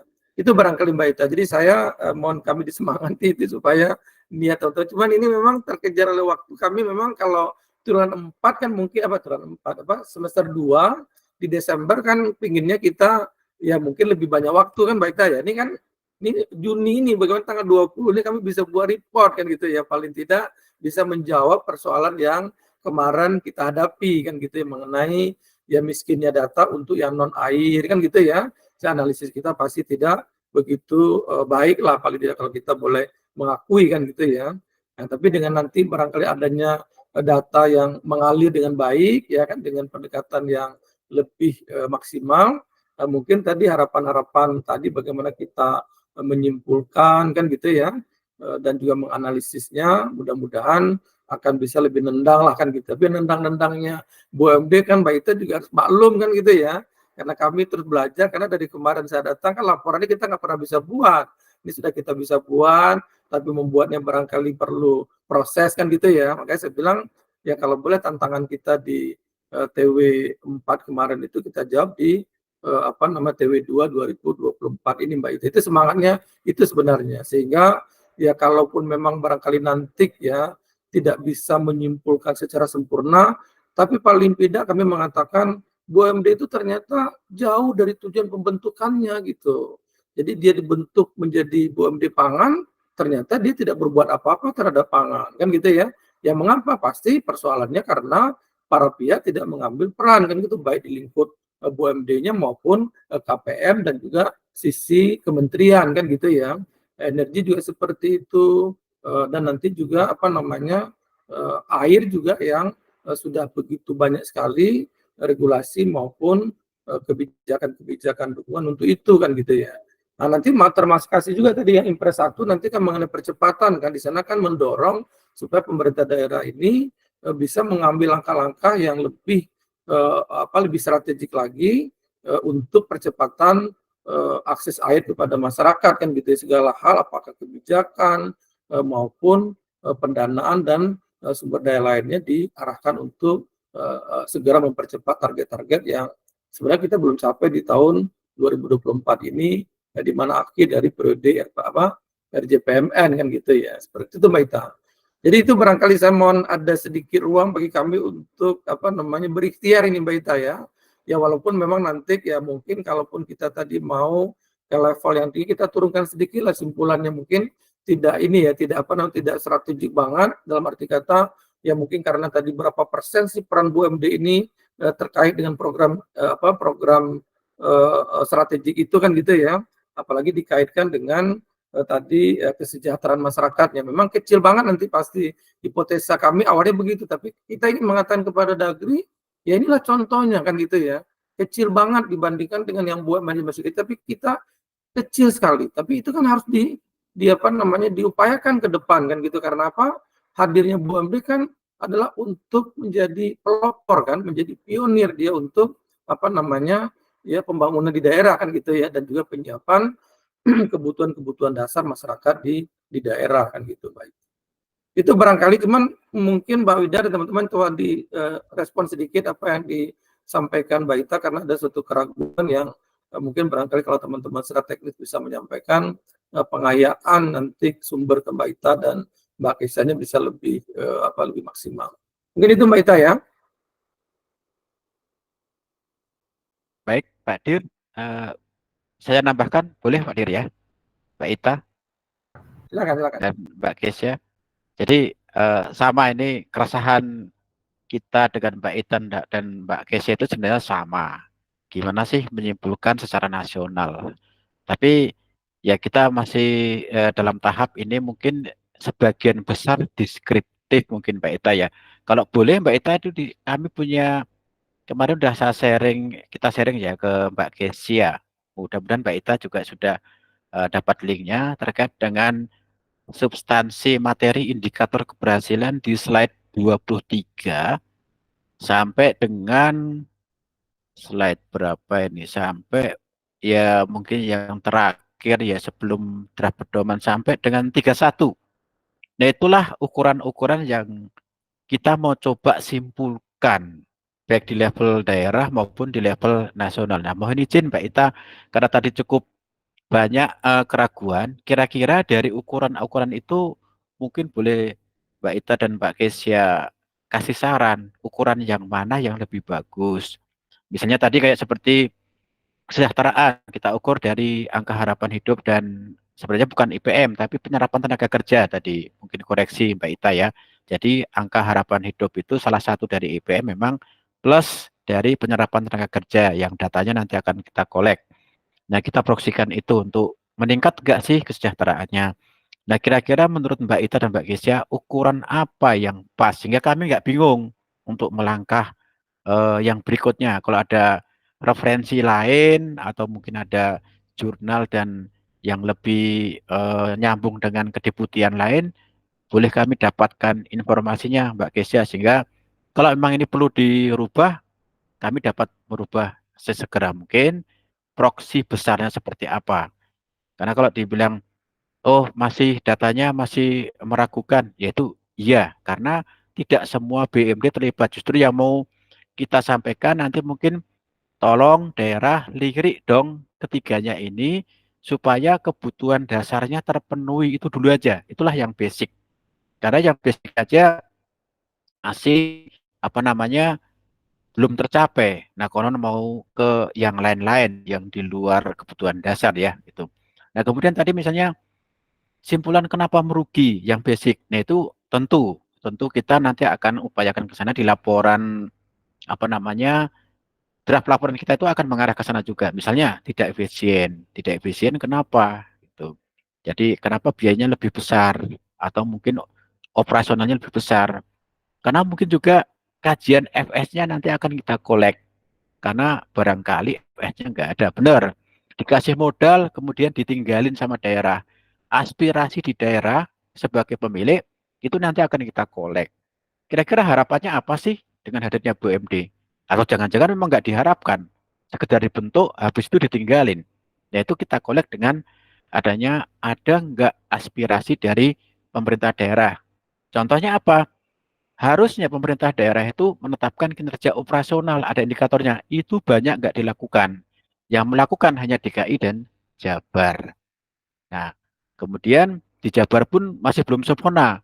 kemudian kita coba untuk memberikan masukan. Ini loh indikator operasional itu operasional yang key sesuai dengan bisnisnya. Ini sedang kita berlangsung ya untuk evaluasi di Jabar itu kita arahkan indikator operasional itu sesuai dengan bisnisnya itu kita kaji. Kalau mereka nggak menetapkan, ya berarti aspirasinya mana dari bisnis yang ada aja.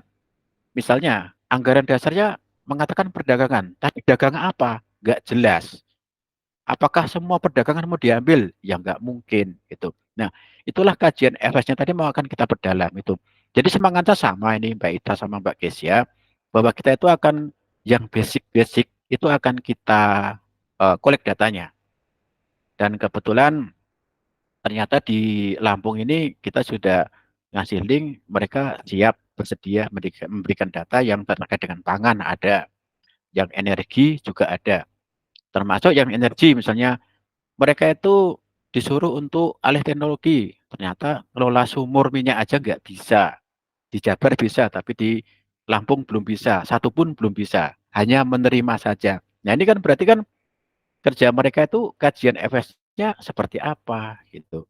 Termasuk PDAM. Mungkin juga ada kajian kerjasama KPBU yang ternyata kok nggak jalan-jalan tambahan SR-nya ya karena memang kajiannya nggak jelas katanya menguntungkan tapi ternyata tidak atau mungkin fraud yang tadi saya sampaikan di depan banyak yang terganjal fraud sebelumnya terutama BUMD yang nggak aktif ini fraud sebelumnya itu nggak terselesaikan sehingga ada direksi baru mereka itu mau membenahi tapi nggak bisa kenapa karena yang sebelumnya disuspend masih ada masalah ini mau mengadakan menambahkan modal nggak berani. Kenapa? Ya karena kasus problemnya itu selesai. Ini banyak kejadian seperti itu.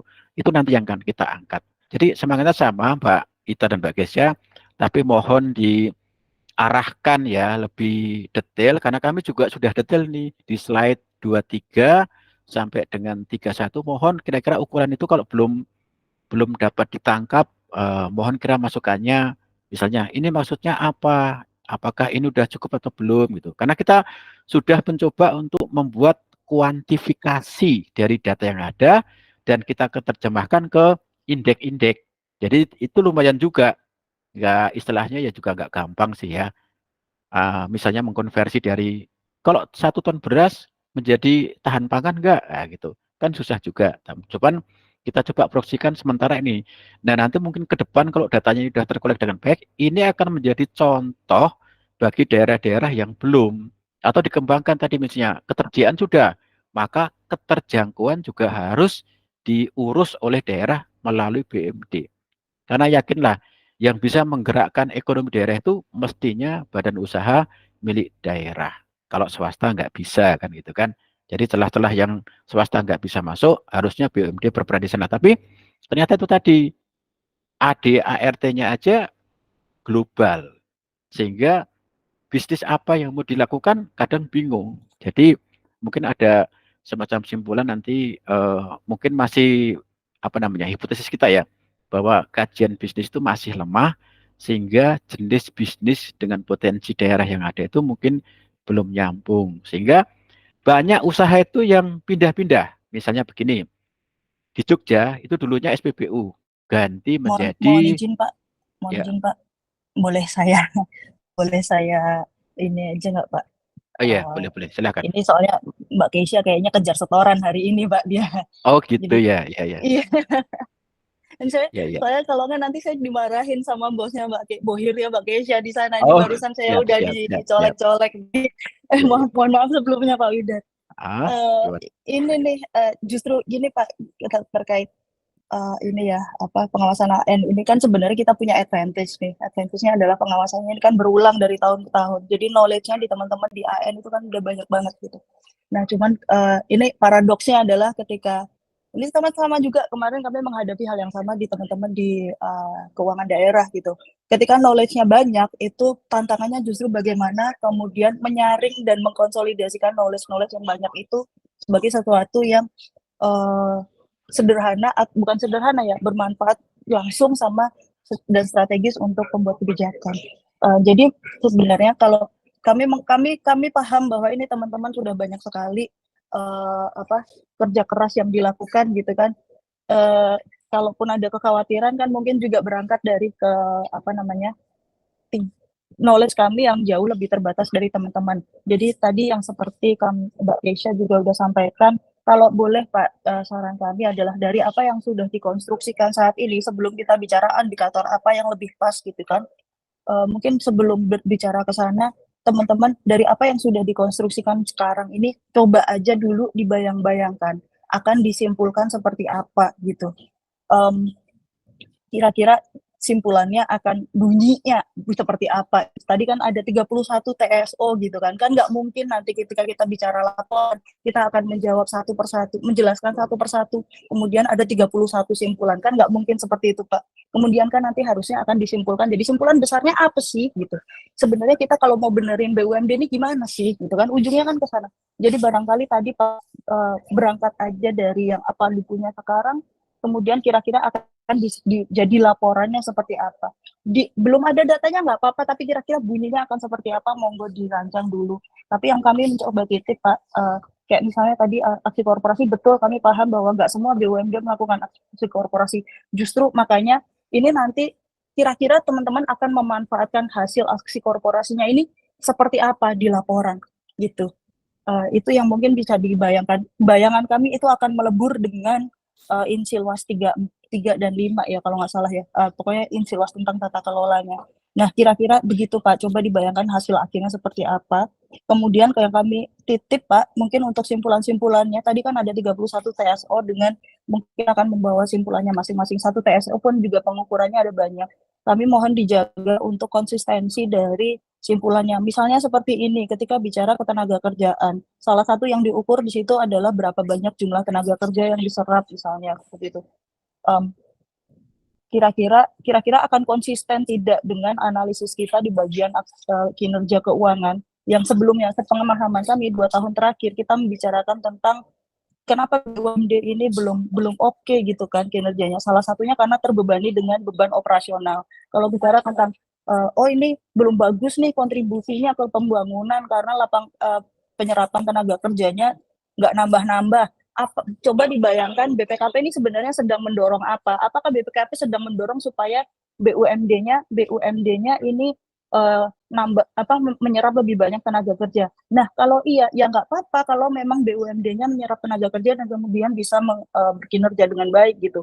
Sementara fenomena yang kita lihat adalah BUMD-nya selama ini kinerja keuangannya nggak bagus. Kenapa? Karena beban operasionalnya besar. Nah, itu kira-kira akan kontradiktif atau tidak, konsisten atau tidak. Nah, ini mungkin yang perlu dijaga.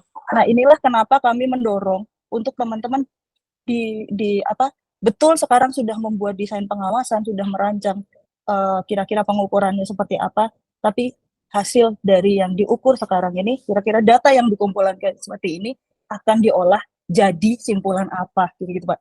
Kira-kira nanti dilaporkannya akan seperti apa. Mungkin itu akan membantu teman-teman untuk mempertajam tadi data apa yang perlu dikumpul. Jangan-jangan ada langkah kerja yang sebenarnya teman-teman nggak butuh. Jangan-jangan ada indikator lain yang teman-teman lebih butuh gitu Pak. Jadi kalau ditanya ke kami, mungkin kami juga nggak bisa benar-benar ngasih indikator apa yang lebih tepat. Kenapa? Karena kami juga nggak tahu teman-teman ini sebenarnya lagi berusaha menyimpulkan apa, gitu Pak. Jadi justru kenapa tadi salah satu alasannya kami mendorong itu kalau istilahnya Pak Deputi 1 adalah berangkat dari akhirnya seperti apa gitu. Jadi outline-nya dulu yang dibuat. Dan sepemahaman kami Pak Bu Deputi 4 pun juga mengarahnya ke sana. Jadi ingat juga mungkin salah satu yang perlu dipertimbangkan, beberapa kali kami ngobrol dengan Bu Deputi 4 terkait BUMD, beliau menyampaikan bahwa ini saya lagi mau benahin di BUMD-nya dulu gitu. Karena kalau bicara di Kemendagri, kayaknya Kemendagrinya juga lagi nggak concern ke situ dengan gerasa-gerusuk politik dan lain sebagainya. Jadi mungkin juga bisa didiskusikan dengan Bu Deputi terkait bagaimana angle-nya ini. Kalau bicara pembenahan BUMD tentu saja nggak cuma level korporasinya dan feeding ke direksi, tapi kembali tadi soal ke pemegang saham yang mungkin beliaunya harus mengarahkan dengan lebih baik. Saya rasa begitu Pak. Jadi bukan berarti ya tadi tuh memang kami ada keraguan, tapi justru karena memang waktunya masih memungkinkan kalau kami rasa untuk dibenahi gitu ya. Tapi untuk seperti apa pembenahannya, Monggo teman-teman tadi bisa berangkat dari apa yang ada sekarang ini kira-kira akan disimpulkannya seperti apa. Kemudian dari situ bisa dipertajam kira-kira mana yang perlu di-scrap, mana yang perlu dipertajam, mana yang perlu ditambah dan sebagainya. Kurang lebih seperti itu Pak Windar, Pak Dir dan teman-teman sekalian. Baik, kasih. Mungkin nanti kalau kami share konsep laporan yang kita kait termasuk untuk ke perwakilan yang mungkin bisa dipakai ke laporan gubernur, boleh ya Mbak Kesa sama Mbak Ita. Mohon masukannya juga gitu.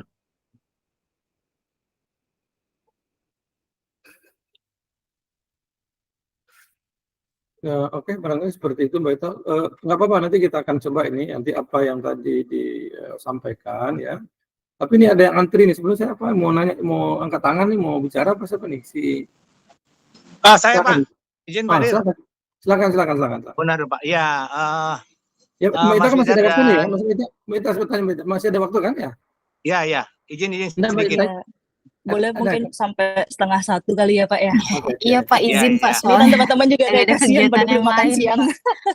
Ya, ini saya sebentar aja. Tadi kebetulan saya pindah tempat nih karena Pak Bu Deputi akan mensupport teman-teman yang latihan, bisa dipindah tempat ini pakai handphone. Pak Dir dan Mbak Kesia dan Mbak Ita setelah Mas Widar tadi menyimak semua apa yang disampaikan oleh teman-teman dari tim Pak Kepala ya, Mbak Ita dan Mbak Kesia. Jadi mungkin saya menangkapnya begini kira-kira. Pertama bahwa proses untuk menggathering semua data dalam kepentingan pengawasan normal nggak masalah. Tapi dalam konteks sekarang mungkin dalam kaitan APP peran kita memberikan kontribusi pengawasan kepada stakeholders utama. Mungkin tadi yang saya tangkap pertama, kita menemukan dulu ya isu apa yang akan kita gali ya, atau bukan akan kita uraikan nih dalam konteks SAP kita, isi luas kita. Isu ini baik positif maupun negatif. Berangkat dari situ baru kita jabarkan bagaimana sih menguraikan isu itu. Nah terus ini mungkin disupport oleh data, sekali lagi disupport oleh data, tapi bukan data itu yang menjadi tujuan akhir, tapi bagaimana isu itu tertangani ya, atau memberi pengaruh baik positif maupun negatif. Jadi kita langkah pertama akan mengidentifikasi dulu isu-isu yang menonjol ya, baik positif maupun negatif di wilayah BMD, itu kalau saya tidak salah tangkap. Terus bagaimana pengaruhnya ke pemerintah dan apa bisa juga menjadi contoh bagi BMD lain apabila tidak mencapai hal yang positif. Terus bagi yang negatif bagaimana untuk meningkatkannya. Mungkin saya menangkap sederhananya seperti itu. Kemudian yang dilakukan sekarang baru pada tahap membuat struktur data ya. Kalau tadi saya tangkap dari Mbak Ita, kita ini baru tahap membangunnya dari awal ke akhir, padahal tadi pendekatannya dari akhir baru disupport bagaimana datanya. Jadi saya rasa mungkin terbalik ya. Jadi kita menangkap apa dulu yang di akhir, baru buatkan semacam outline pokoknya, baru nanti proses mencari data itu sangat tergantung dari desain dari atau outline yang akan kita buat tadi. Mungkin saya menangkap itu ya Mbak Ita, kira-kira mirip nggak seperti itu? Iya Pak, kurang lebih begitu Pak summary-nya. Iya, siap. Oke, nanti gitu ya, nanti kami akan rubah angle-nya bahwa kita akan mulai dari akhir, baru runut ke belakang. Bisa jadi nanti akan menemukan bahwa, oh ini data ini tidak perlu, proses WAS ini tidak perlu, kira-kira gitu ya. Jadi mungkin panduan kita tidak secara menyeluruh, tadi Mbak Ita bilang bahwa memberikan respon penilaian terhadap makro BUMD secara nasional mungkin juga tidak tepat, karena banyak ukuran-ukuran mungkin yang belum tercakup. Jadi kita mengambil isu-isu utama saja yang menonjol baik positif negatif dari BUMD. Itu mungkin kalau yang saya tangkap. Jadi mungkin kalau bisa kita akan dalam waktu cepat melakukan proses restructuring dari desain pengawasan kita, ditambah dengan outline-nya tadi, mungkin bisa dibantu kami nanti Mbak Ita ya, kalau nanti kita sudah dapat outline kasarnya, mungkin arah-arahnya bisa di-guide lah kami untuk formula-formulanya, biar nanti kami coba akan support. Demikian Pak Dir, kalau dari saya. Ya seperti itu Mbak Ita ya, jadi maksud saya ini kan ibaratnya kan informasinya banyak ini kan, tinggal ya kami perlu memastikan dulu sisi keuangan, apa sih simpulan yang akan kita coba angkat, kan gitu ya, yang kira-kira benar-benar bisa tadi seperti dikatakan feeding kebijakannya, kan gitu ya, dan juga feeding ke stakeholder utama, kan gitu ya, yang barangkali bisa kita arahkan untuk bisa mengambil perbaikan. Nah, demikian juga untuk yang lainnya, kan gitu ya, termasuk tadi yang aksi korporasi, tata kelola atau GRC, kan gitu Mbak Ita ya, dan juga nanti mengenai isu-isu yang strategik ya, termasuk juga nanti mungkin yang Impres 1 itu barangkali juga kita bisa pertimbangkan Mbak Ita ya, sebagai kira-kira apa yang akan kita ini.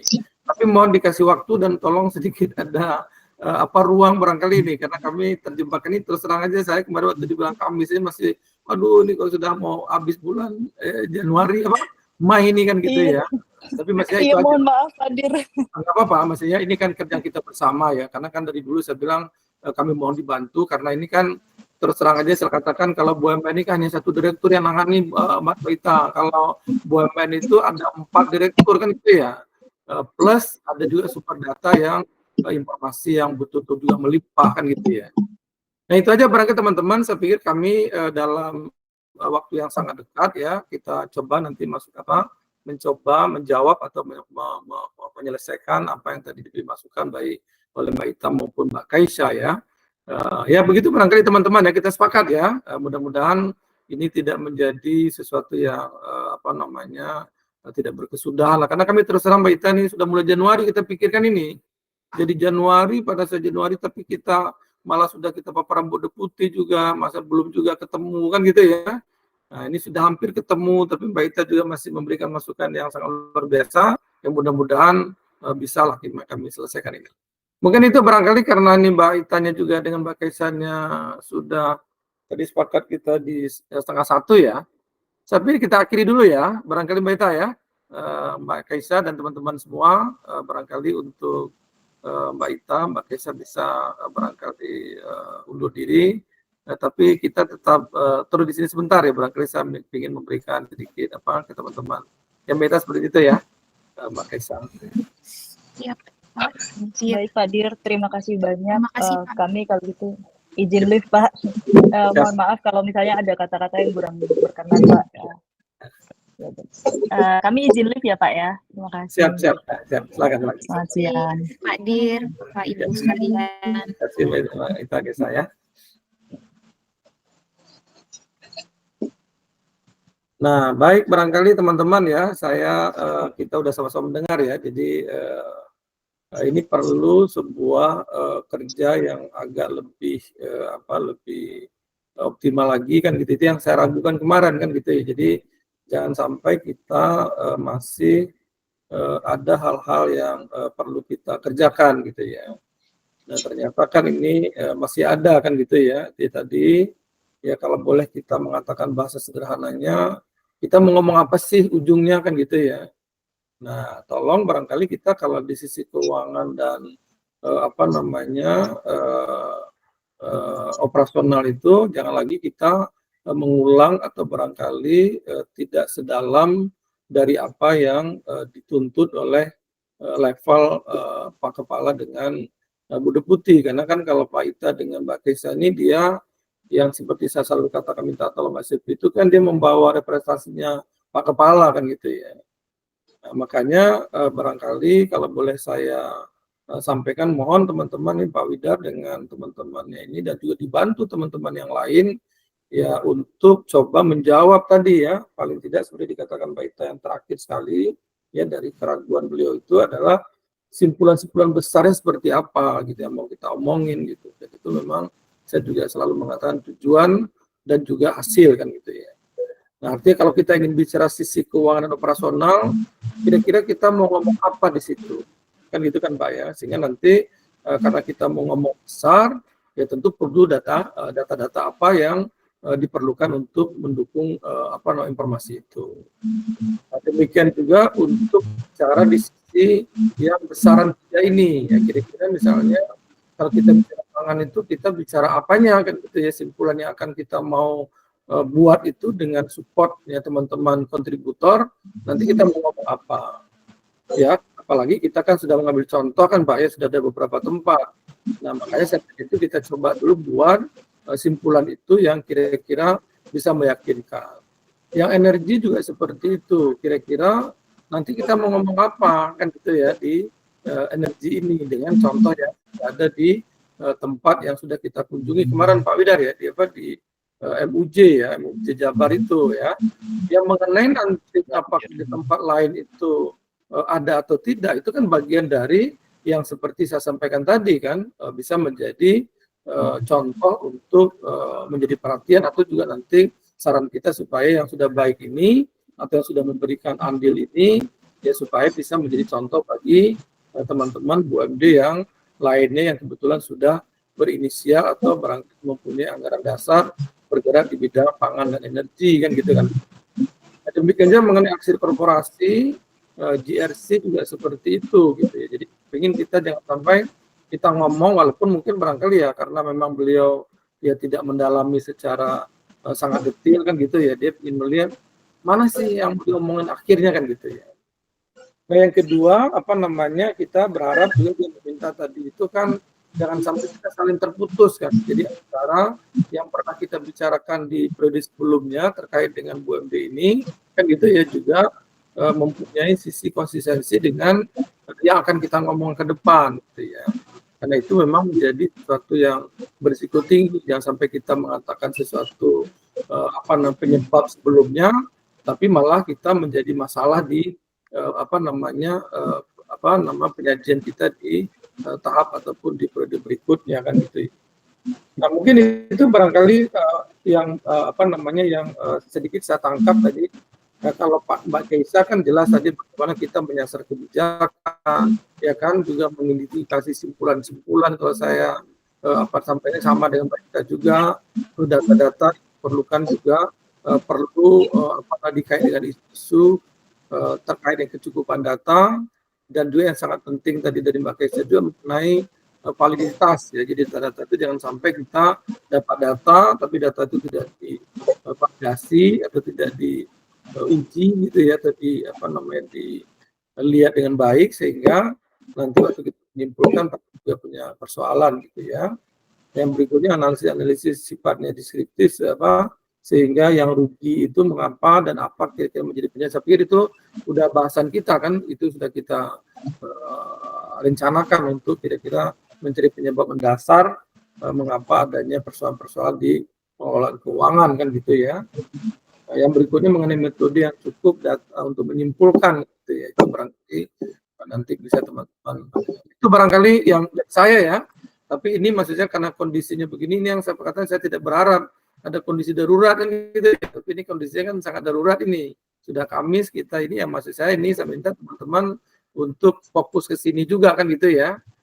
Untuk fokus ya dengan berpikir bahwa ini adalah tanggung jawab kita bersama.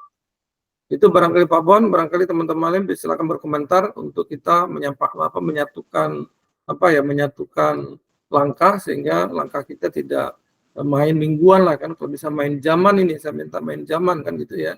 Ya kalau boleh ya antara jam ini dengan jam-jam yang ada di sore nanti dengan jam yang ada di besok dan sampai dengan minggu itu bisa kita peroleh sebuah hasil yang kita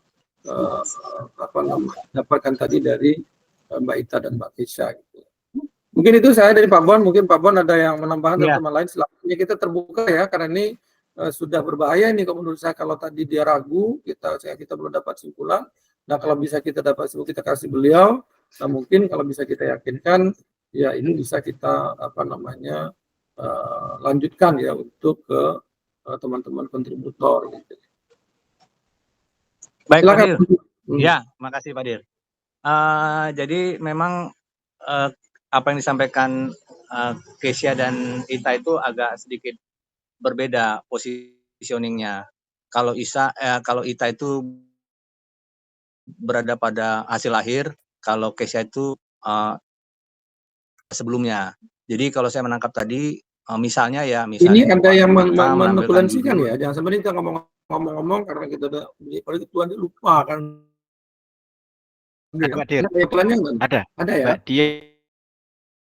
Dia Ya, ada rekamannya, Pak. Nanti kita buat penatulannya, Pak. Iya, jadi Pak Dir, kalau misalnya sambil contoh ya, kita tadi di guide pada pendekatan hasil akhir karena head to head-nya adalah hasil akhir. Bahwa misalnya contoh kita buat judul misalnya Rising Star pada pangan DKI ternyata tidak diikuti oleh sektor lainnya, oleh BUMD. Miris, misalnya begitu ya. Nah, kita nanti menceritakan pengaruh ini dipengaruhi oleh apa. Seperti tadi Kesia bilang kan, pengaruh, kalau menurut saya pengaruhnya itu tadi, apakah JRC-nya, apakah kebijakannya, atau SDM-nya, atau dan lain sebagainya, itu adalah hal yang mempengaruhi hasil akhirnya. Jadi data-data tentang hasil akhir itu harus kita dapat juga tentang isu. Kalau tentang pangan mungkin ada keunggulan pada food station ya, itu bisa kita uraikan. Tapi penyebabnya itu juga harus kita uraikan dengan data tadi, struktur data dari kebijakan, SDM, keuangan, modal dan sebagainya, itu hanya hal yang mempengaruhi saja. Bisa-bisa unggulnya juga tidak gara-gara itu, mungkin ada rezeki lain dari BUMD itu yang bisa menyebabkan dia naik. Terus baru kita lapis ketiga adalah data. Data itu seperti data ROA, ROE dan segala macam itu sifatnya rutin saja untuk kita supply sebagai data populasi ya Pak Hadir. Jadi kalau menurut saya tadi yang digambarkan oleh Kesia dan Ita itu sepertinya dirangkumnya seperti itu. Jadi tergantung kita nih, kita memperoleh, mencari, mengidentifikasikan isu apa yang menonjol dari BUMD ini, baik melalui internet atau melalui hasil wasin kita. Yang saya tangkap baru ada 2 ya, yaitu mengenai keunggulan pada pangan, dan satu lagi mungkin pada migas, gas tadi ya, energi seperti kata tadi, tapi apulannya itulah akan kita tonjolkan. Sehingga dengan itu kita mendapat sebuah judul besar yang menampilkan kontraksi antara keunggulan dan yang negatif. Seperti saya tadi gambarkan, Rising Star pada sektor pangan oleh BUMD DKI ternyata tidak diikuti oleh BUMD pada sektor lainnya. Ini misalnya sebagai sebuah judul awal. Nah, nanti kita akan turunkan kepada yang mempengaruhi. Nanti kan ada ulasan mengenai kecukupan dan kelembagaan kebijakan. Terus ada analisis mengenai kompetensi SDM, kecukupan SDM, terus mengenai anggaran dan lain sebagainya. Nah, ini variabel-variabel ini menjadi lapis kedua yang harus kita jelaskan dalam ini Pak Dir. Sebentar Pak Dir, izin Pak Dir, Bu Deputi sampai ini. Ya udah, saya sambil zoom. Ya. Ya, situ. Ya, di ruangan. Silakan. Bu, tarik aja. Ya, saya lanjut Pak Dir. Kira-kira mungkin usul saya begitu. Jadi kita tidak memulai dari awal, hanya kita menambahkan goal akhirnya saja. Itu menjadi lebih mudah bagi kita untuk meneruskan apa yang sudah dikerjakan teman-teman. Hanya mungkin nanti kita akan melakukan penyesuaian dengan jenis dan jumlah data yang harus kita kolek. Jadi kita tak pertamanya fokus pada pemenuhan apa yang menjadi judul dan subjudul kita. Jadi seperti judul itu tadi menaik unggulan pangan yang diambil oleh BUMD DKI. Kenapa dia?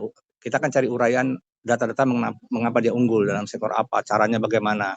Nanti di bawahnya yang penyebabnya apakah kebijakannya bagus, cukup dan lengkap, SDM dan segala macamnya. Nah, pada sisi lain kita juga menangkap kebijakan yang masih buruk pada sektor lain. Sisanya ya menyangkut data-data teknis seperti biasa yang ada ROA yang berbasis laporan keuangan. Itu sifatnya mungkin menambah support kesimpulan kita di terhadap isu akhir itu, Pak Dir. Itu mungkin usulan saya, Pak Dir. Baik, ya memang kemarin itu kalau untuk keuangan malahan ya ada pembahasan mengenai desain BUMN ya. Jadi juga begitu, mereka ingin membuat tren ya, kira-kira selama 3 tahunan ini atau 4 tahunan ini bagaimana sih perkembangan tren keuangannya kan gitu ya. Jadi itu barangkali bisa kita contohkan. Jadi dengan nanti kita punya data itu kita bisa menyimpulkan lah kan gitu. Jadi sependapat Pak Bon, jadi intinya ya saya pikir kita ditantang aja nih, kita coba membuat isu ini ataupun bahasan ini kira-kira apa yang mau kita omongin kan gitu ya. Iya, kalau begitu Pak tadi Dir. beliau mengatakan dari sisi kita nendangnya ke apa namanya itu ke apa yang kita angkat mengenai apa kesejahteraan ya atau apa namanya itu tingkat hidup apa namanya kita angkat judulnya. Kalau itu kan dia ragu kan kalau misalnya angkat di masyarakat, maksudnya dia takutnya itu dengan data yang sudah terbangun begitu baik di apa namanya itu evaluasi perencanaan daerah saja simpulannya juga takut kan gitu kan itu maksudnya kan gitu. Iya, betul Pak Dir. Jadi kita dengan dengan bangunan seperti tapi kita ingin nyasar ke angka kehidupan apakah meningkat atau tidak kan gitu ya. Nah, jadi intinya gitu aja Pak untuk satu ya. Jadi